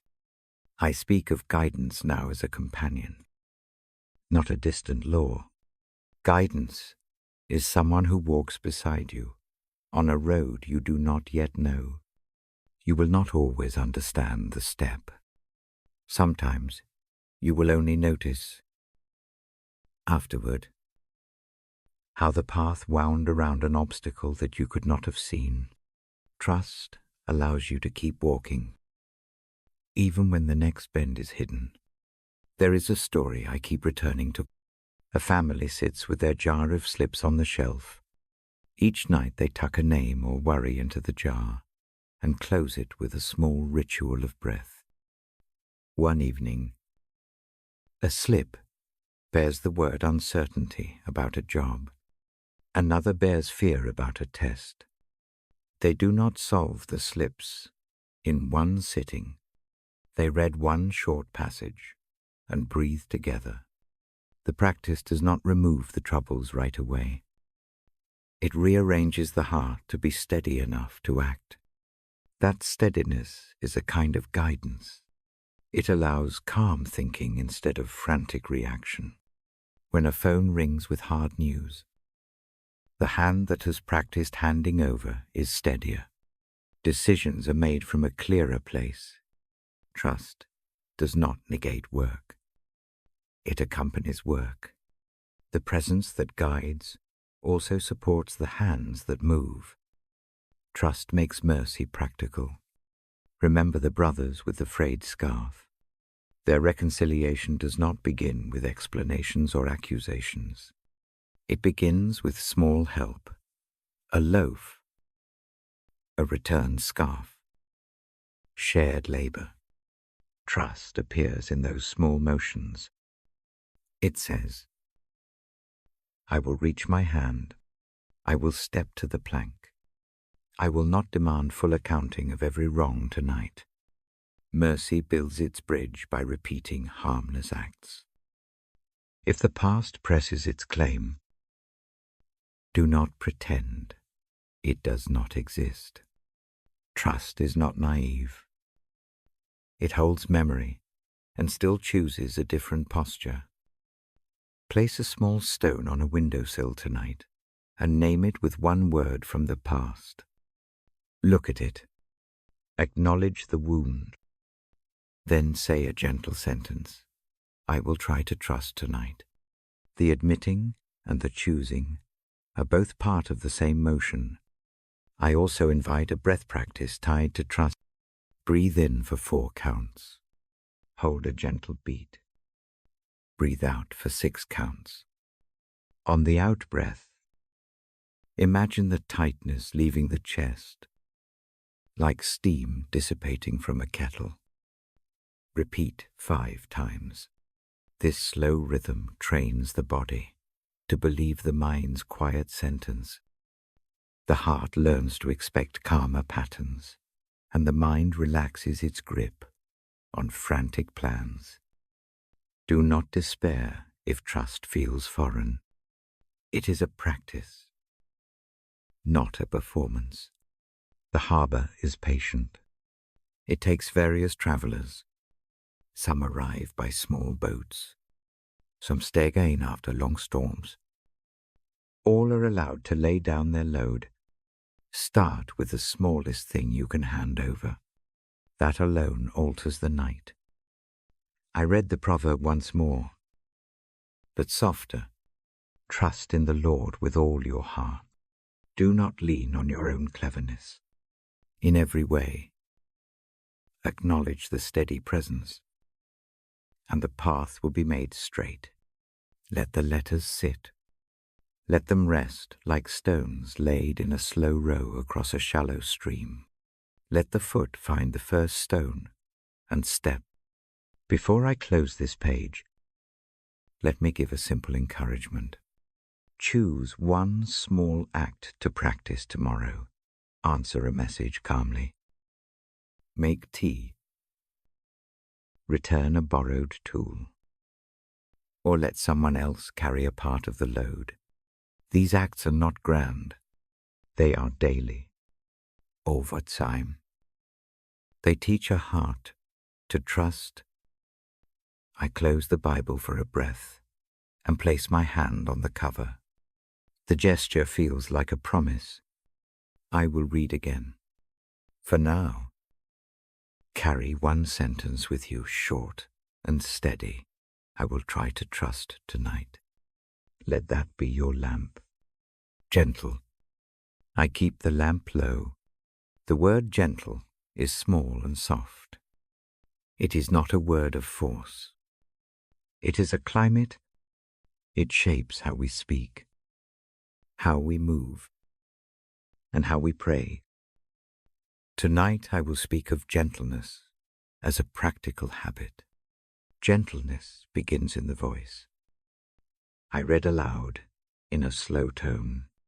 The voice is like wool warmed on the palm. When words are soft, The ears lean. When ears lean, the heart follows. If you feel tight in the chest, try saying a kind phrase to yourself in a low tone. Let your voice be the first hand to soothe. Gentleness shows in attention. To be gentle with another person is to listen with full presence. It is the neighbor who stands without rushing the story. It is the hand that gathers spilled papers without asking why they fell. These small acts teach the muscles of tenderness how to work. Gentleness also asks us to be gentle with ourselves. Many keep a ledger of things not done. Tonight, close the ledger. Pick one small thing you did well. Name it quietly. Let that small praise rest on your chest like a warm stone. When nights are long, one small soft thought can settle the mind enough to sleep. Prayer needs gentleness. A hurried petition tightens the jaw. A whispered, steady prayer opens the breath. If words feel heavy, breathe them in a phrase no longer than a single breath. Say it slowly, be near. Be kind. Be light. Repeat this as many times as the breath allows. The repetition becomes a lullaby for the worried mind. I tell now of the woman on the porch with her tins of herbs. When weakness comes, she learns to accept small help. The young neighbor carries a pot. The woman ties a ribbon and writes a short note of thanks. Both acts are gentle. Neither requires fanfare. The world that practices gentleness often looks ordinary, yet it holds more healing than a loud rescue.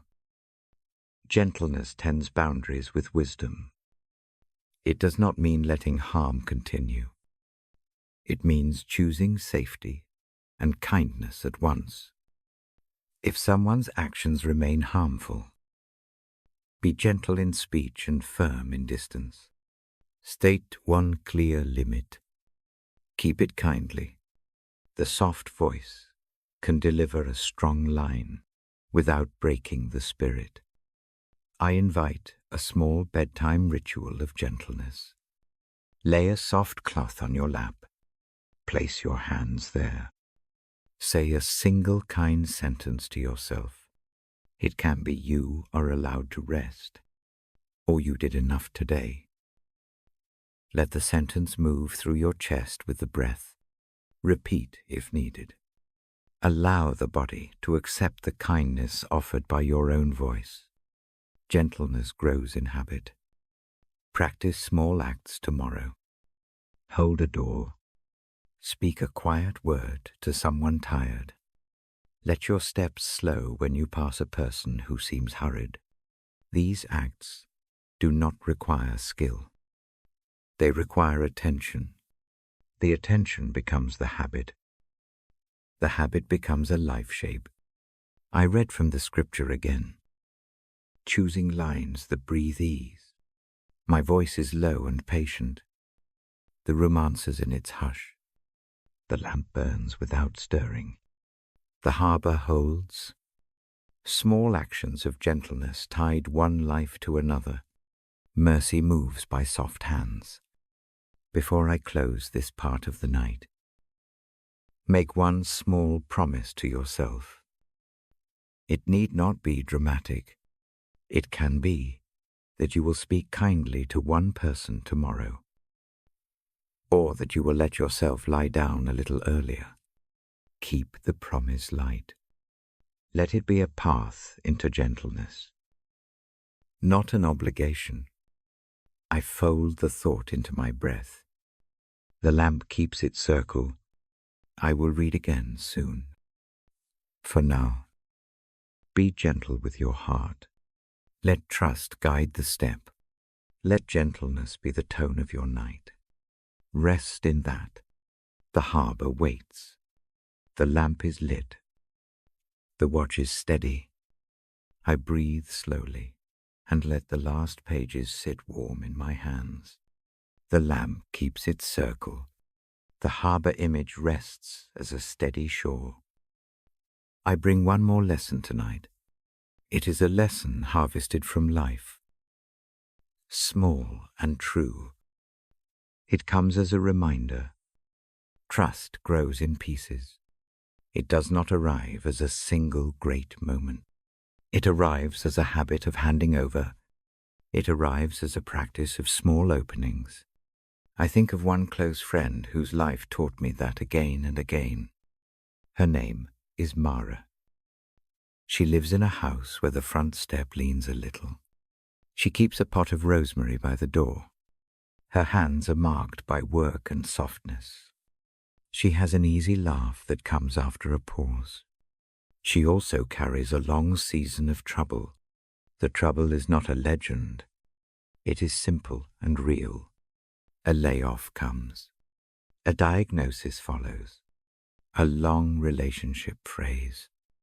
The days sharpen. The nights lengthen. She does not pretend the things are small. She names them plainly. She says the night is hard. She does not say it in drama.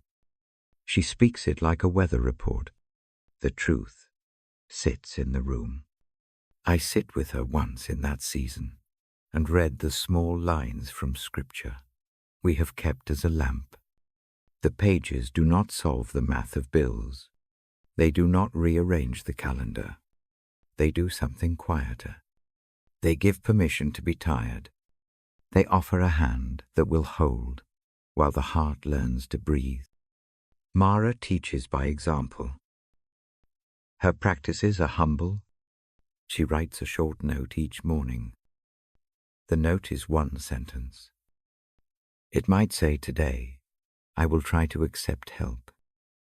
She folds the scrap and slips it into her wallet. The act is tiny. It changes the angle of decisions. When a neighbor offers a casserole, she accepts without apology. When a friend says, come over for tea, she goes. She does not insist on solving the future before she sits. She learns the art of handing over. At night she traces one worry with her thumb. Then she breathes and places that worry on a small cloth beside the bed. The motion is not magical. It is a ritual. The ritual trains the muscles of trust. The shoulders loosen a fraction. The mind finds a place to rest its single loud worry for a little while. The harbour image helps. The lamp stays lit. Her trust is not naive. She does not deny fear. She names it. She asks for help. She sets boundaries when new demands would harm. She forgives as she can. She forgives slowly. I watch that slow forgiving as a kind of courage. It looks like returning a borrowed book without a sharp reprisal. It looks like answering a long message with plain words instead of reopening old wounds. It looks like stepping into a room and choosing mercy over proof. Sometimes trust looks like patience. Mara calls a doctor and waits on the line. She sits through tests. She opens a letter and does not let it make her whole world tremble. Sometimes trust looks like asking for prayer and then letting those prayers be meant without a tidy conclusion. She does not demand instant fixing. She allows the work of mending to be slow. I recall a day when the rain was persistent. The gutters sang a small, steady song. She came to my door with a damp coat and a face that had gotten used to hard news. We sit under the lamp and do not hurry. I read a short verse. We say a small prayer. She folds her hands in a way that is honest and not theatrical. The peace that comes is not immediate exultation. It is a soft easing. Her shoulders relax from a habit of clenching. The night keeps its steady work. Community holds her. People offer practical help. A friend brings a toolbox and fixes a leaking shelf.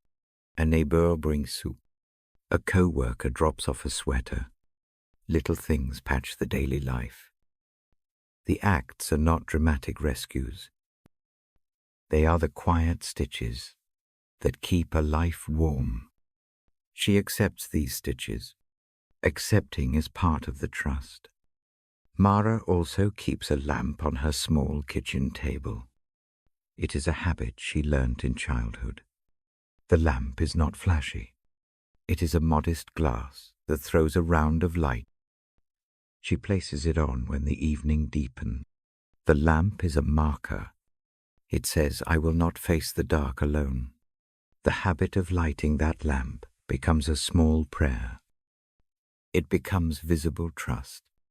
When the diagnosis requires decisions, she calls people who mean more to her than a line on a file.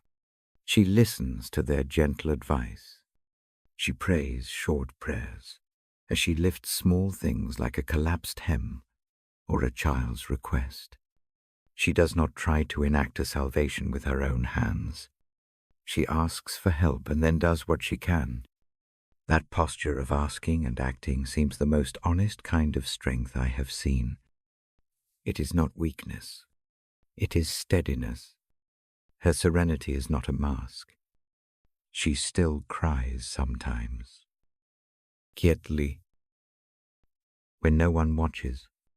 She names anger when it comes. She writes it down and burns the paper later in a safe place. The act is symbolic, not magical. It is an honest motion that releases the raw shape of grievance so she can breathe. The practice is small and private. It becomes a way of unloading without making a theater of pain. When the days are harder, she returns to the small verses we have read before bed. She does not study doctrine. She listens to a short line that holds her like a hand. She repeats it once or twice. The words do not need to be long. A short phrase is enough to steady the night. The harbor stays lit by small lanterns. Each phrase is a lantern.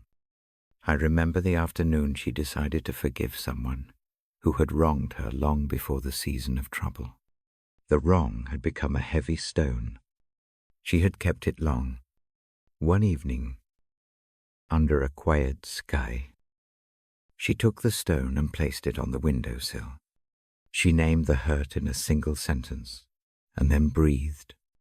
It was a decision, not an erasure. The stone stayed. Its weight lessened. The gesture gave her space. The silence that followed became mercy. Trust shaped how she met people afterwards. It gave her patience with their small failures. It kept her from needing to control outcomes. It taught her to hold others with less reactivity. The change was not loud. It showed in the way she poured tea. It showed in the way she answered a phone. It showed in the way she forgave herself for forgetting a task. I learned from her that serenity is not absence of storm. It is a rhythm that can be practiced. It becomes a habit of turning toward a steady presence. It is the practice of placing one worry on a cloth. It is the habit of accepting ordinary help. It is a lamp lit in the kitchen. It is a short note folded into a wallet. When the months pass, her life does not look perfect. Difficulty persists. Bills still need attention. Friends still argue sometimes. Yet the weight is different. It no longer crushes in the same way. The shoulders have learned to carry less. The heart has learned to hand over more. She sleeps with fewer interruptions. The lamp keeps its circle. I tell this as a reminder. Life's trust lessons come from real people and careful practices. They are not quick fixes. They are small acts done again and again. If you are carrying a heavy part tonight, ask if one small motion might be tried. A folded note, a lamp lit, a neighbor's help accepted, a single word handed over before sleep. These small things are the work of mercy in human hands. Now I turn my voice toward a concluding prayer. The prayer is short. It is honest. It seeks forgiveness and mercy. I will speak it slowly. Breathe with me. Let each line be a small benediction. Let the heart receive, and then rest. Lord, I come with a quiet heart. I bring what I have carried tonight. The weight is real. The burdens are many. I do not hide them. I do not minimize them.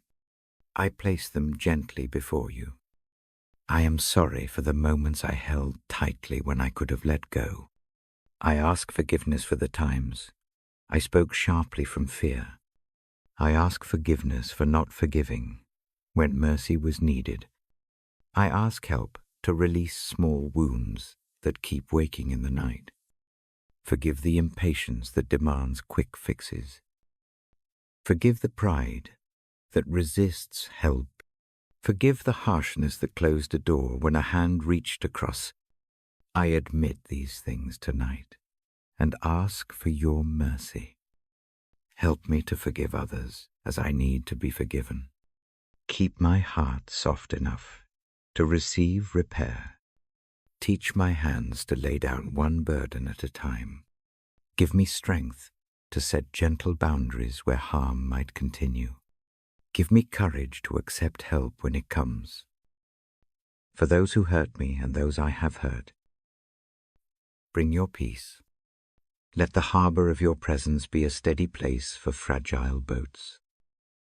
Let light fall on the things that must be mended. Let sleep come without the weight of endless replay. Grant me the grace to practice trust in small ways. Help me to light a lamp when the evening comes. Help me to hand over one worry before sleep. Help me to speak one soft sentence of mercy to myself when shame presses near. When I wake, keep the lesson close. Let the small acts I try tonight become habits of kindness. Let forgiveness be a living thing in my hands. Let mercy shape my step. I breathe out now and rest in this plea. I trust you with that which I cannot carry alone. I accept your presence as a steady companion for the night. Amen. The lamp keeps its gentle glow. The harbor image settles like a soft coverlet. If sleep comes, let it come in peace. If wakefulness lingers, return to the simple practices. Place one worry on the cloth. Light the lamp. Breathe. The watch remains. The presence keeps the map. I will sit with the book again when the night calls me back. For now, rest in the small mercy of forgiven steps. The lamp is lit. The harbor holds. Sha'ah, grace, and peace. I settle my hand on the closed Bible. The lamp throws a small circle of light. The room breathes slowly with me. You keep me voice low. I pray in the same gentle cadence I have used all evening. I bring a soft honesty. I speak of faults without drama. I name the ways I have held too tight. I admit the moments I spoke from fear. I tell the night about the times I shut a door when a hand reached across.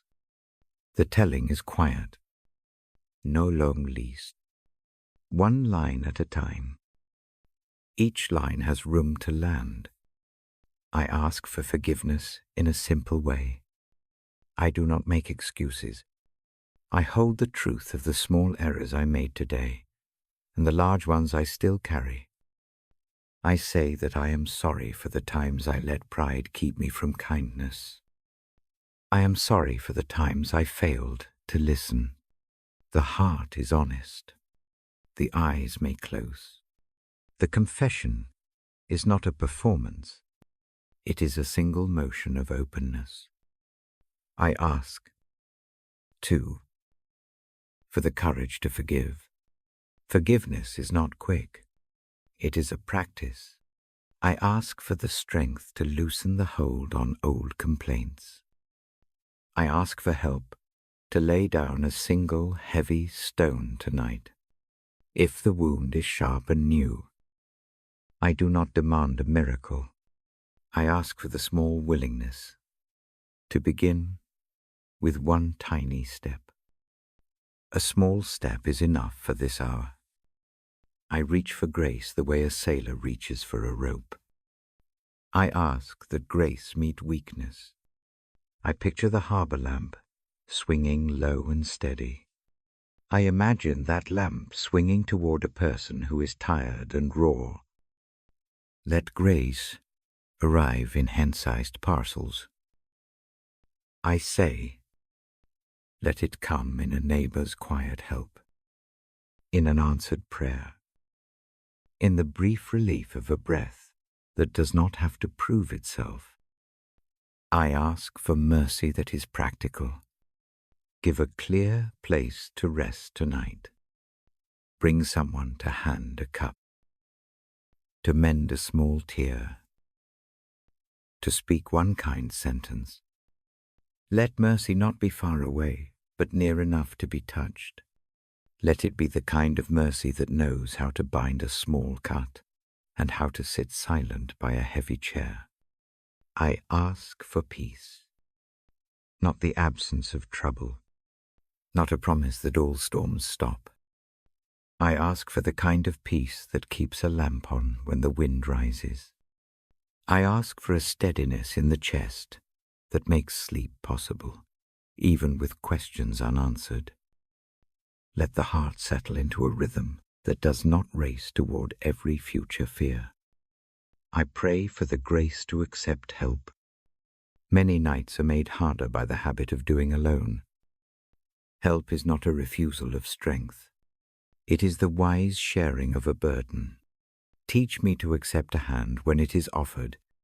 Teach me to pass the lamp when my arms tire.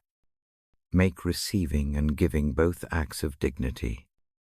I ask forgiveness for the nights I hardened like armor. Soften the places that will not let light in.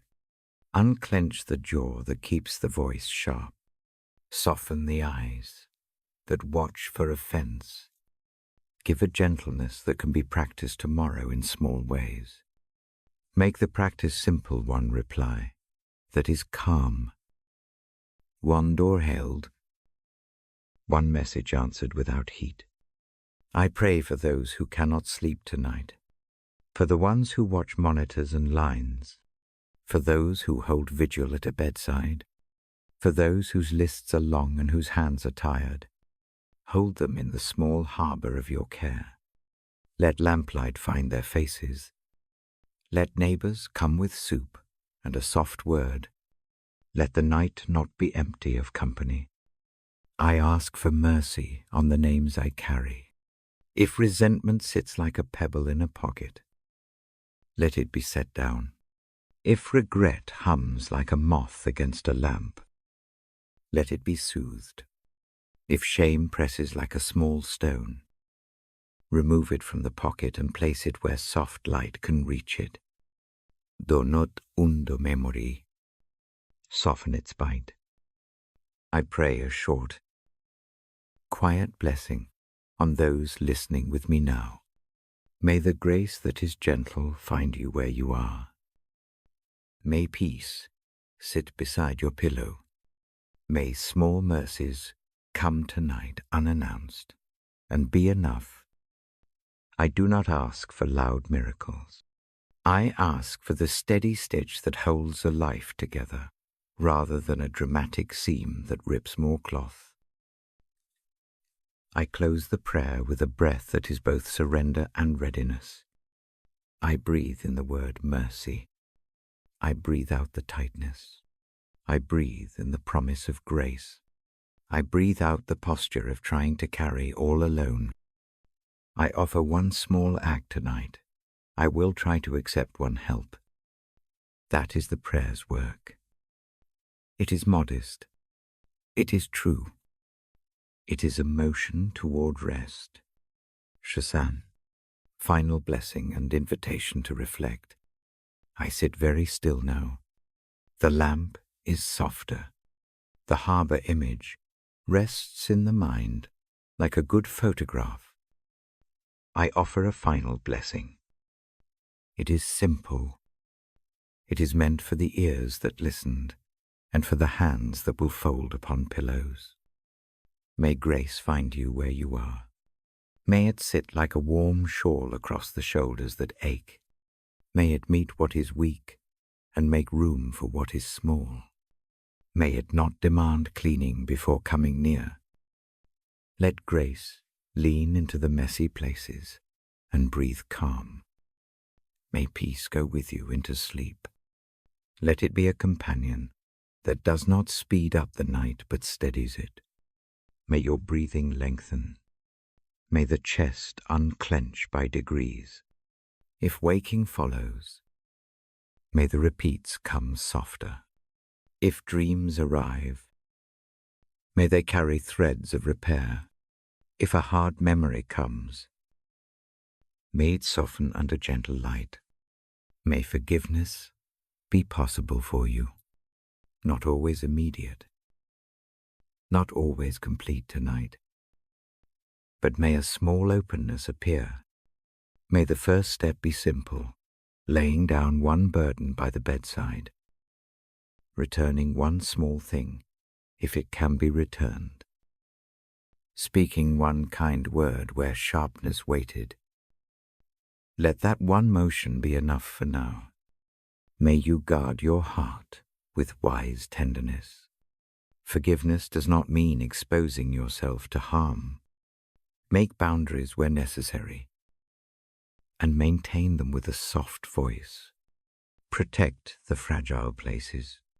Let wisdom and mercy walk together. Keep the lamp between beds and pass it when arms are tired. May trust grow in you slowly and without shame. Start with the smallest motion. Place one worry on a scrap of paper and tuck it into a jar. Light a lamp at dinner. Say one short prayer before sleep. These modest acts become pathways. They lead to steadiness over time. Trust does not have to be perfect. It only needs to be practiced in small ways. May gentleness shape the way you speak and the way you listen. Let your voice be soft enough to steady an anxious ear. Let your attention be present enough to hold another's short sentence. Gentle speech is not weakness. It is a skill that heals. Practice it with your neighbors, your family, and with yourself in the mirror of the mind. Now I invite a brief time of reflection. This is not a test. It is a quiet practice. Settle your hands on your knees or over your chest. Close the eyes if that feels good. Take a long breath in. Hold it for a soft second. Breathe out. Think of one small mercy that visited you this week. It can be a cup of tea brought by a friend. It can be a careless kindness offered at a checkout. It can be a surprising smile. Hold that mercy in your mind for 2 breaths. Let it warm the place behind your sternum. Next, let the mind name one person or one small hurt that the heart has held tight. Do this gently. Do not re-enter a wound as if you must reopen it. Simply name it. Give it one word. Place that word on the windowsill of your mind. See it there under the lamp. Now, imagine taking one small step toward healing for that thing. The step can be private. It can be sending a brief message. It can be asking someone for help. It can be placing a paper on the bedside cloth and tucking the name into the jar. Choose one tiny, doable motion. Promise yourself to try it tomorrow or in the next day that follows. Breathe in. Breathe out. Let the breath be the measure of the night.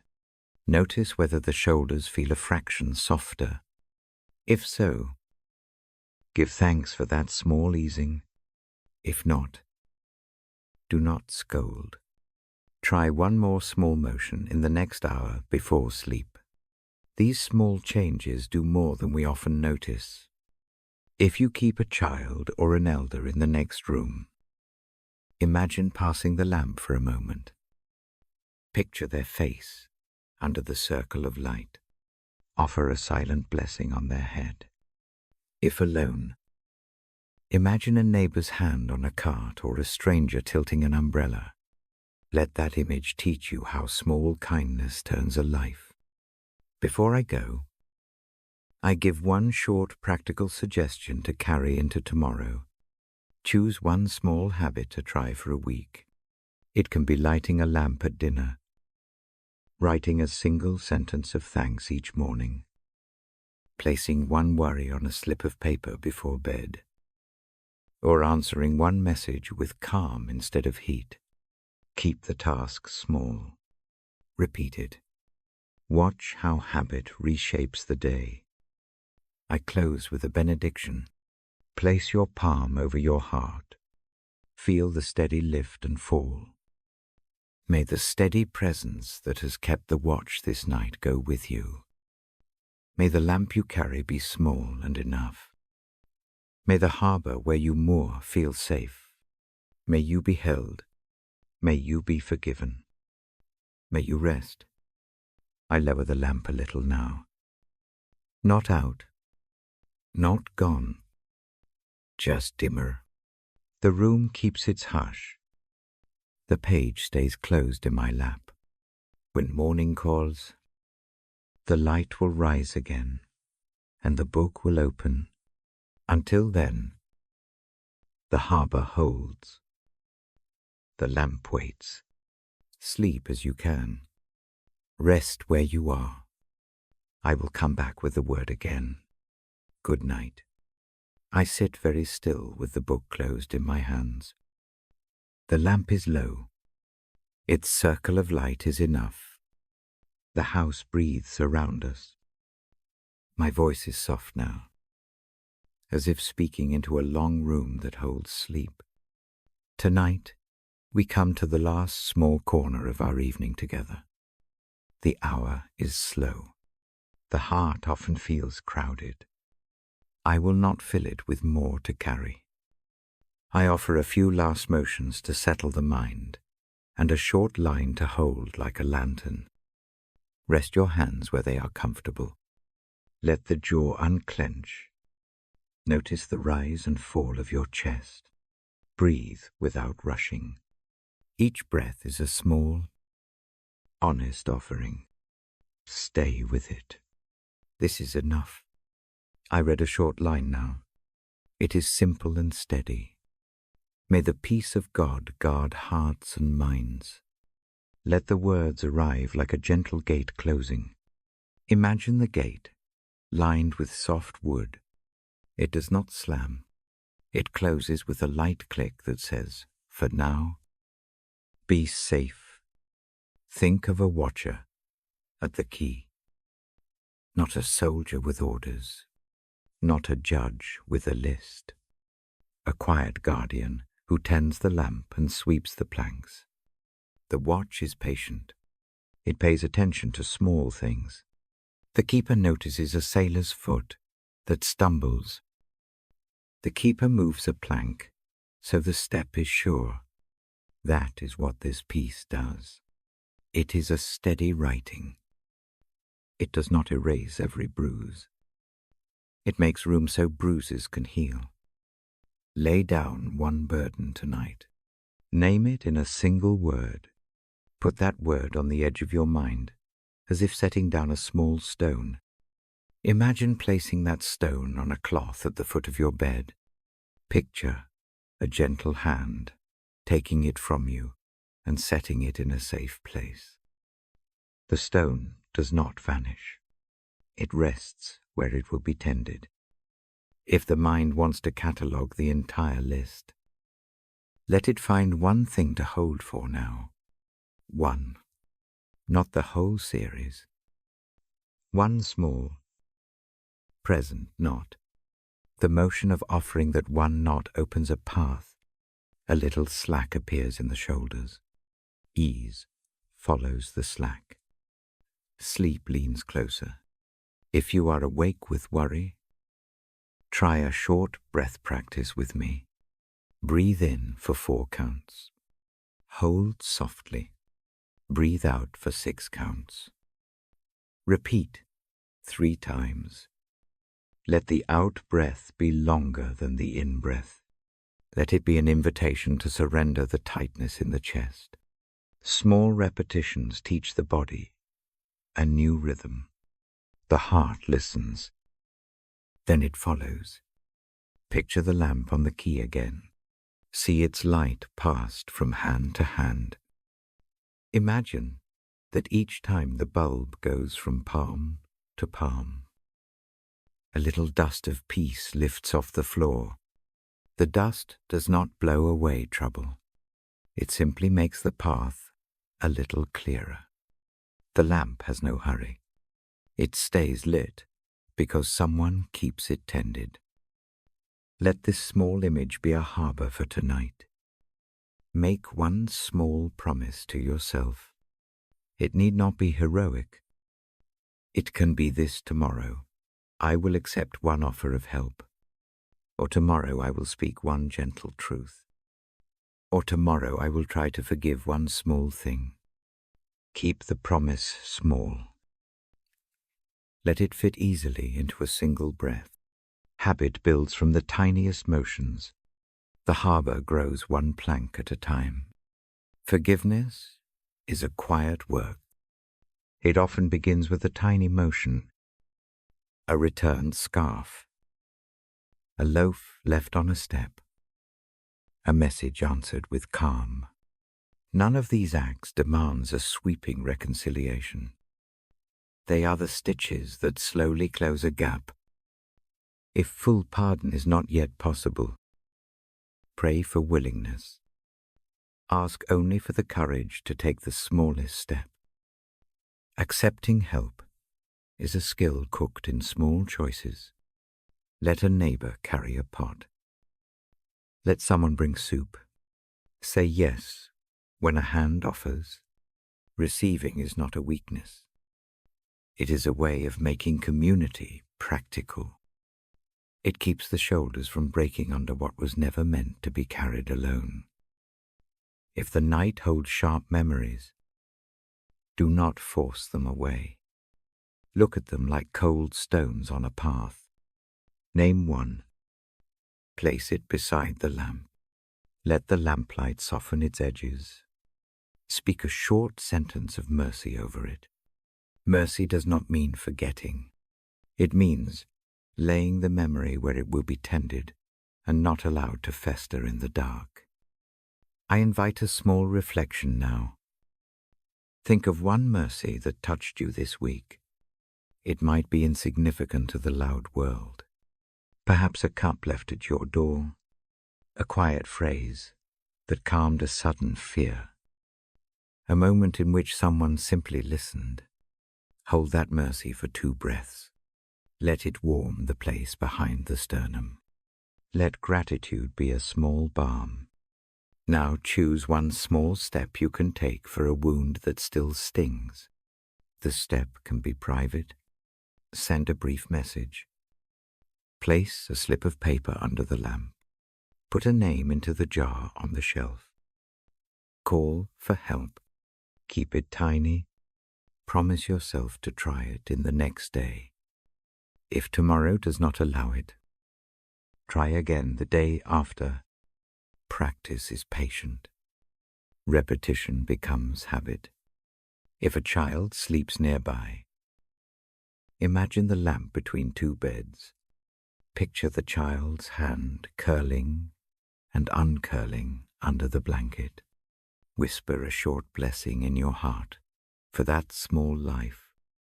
If no child is present, imagine one.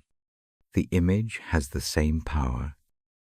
It teaches the heart how to be a keeper of soft things. Hold the quilt of your life up in the mind's eye. See the patchwork. Notice the thread that runs through each square. It is not perfect. Some seams show knots and uneven stitches. Those are the places of memory and learning. The golden thread of grace passes through the whole cloth, not to hide the flaws, but to hold them steady.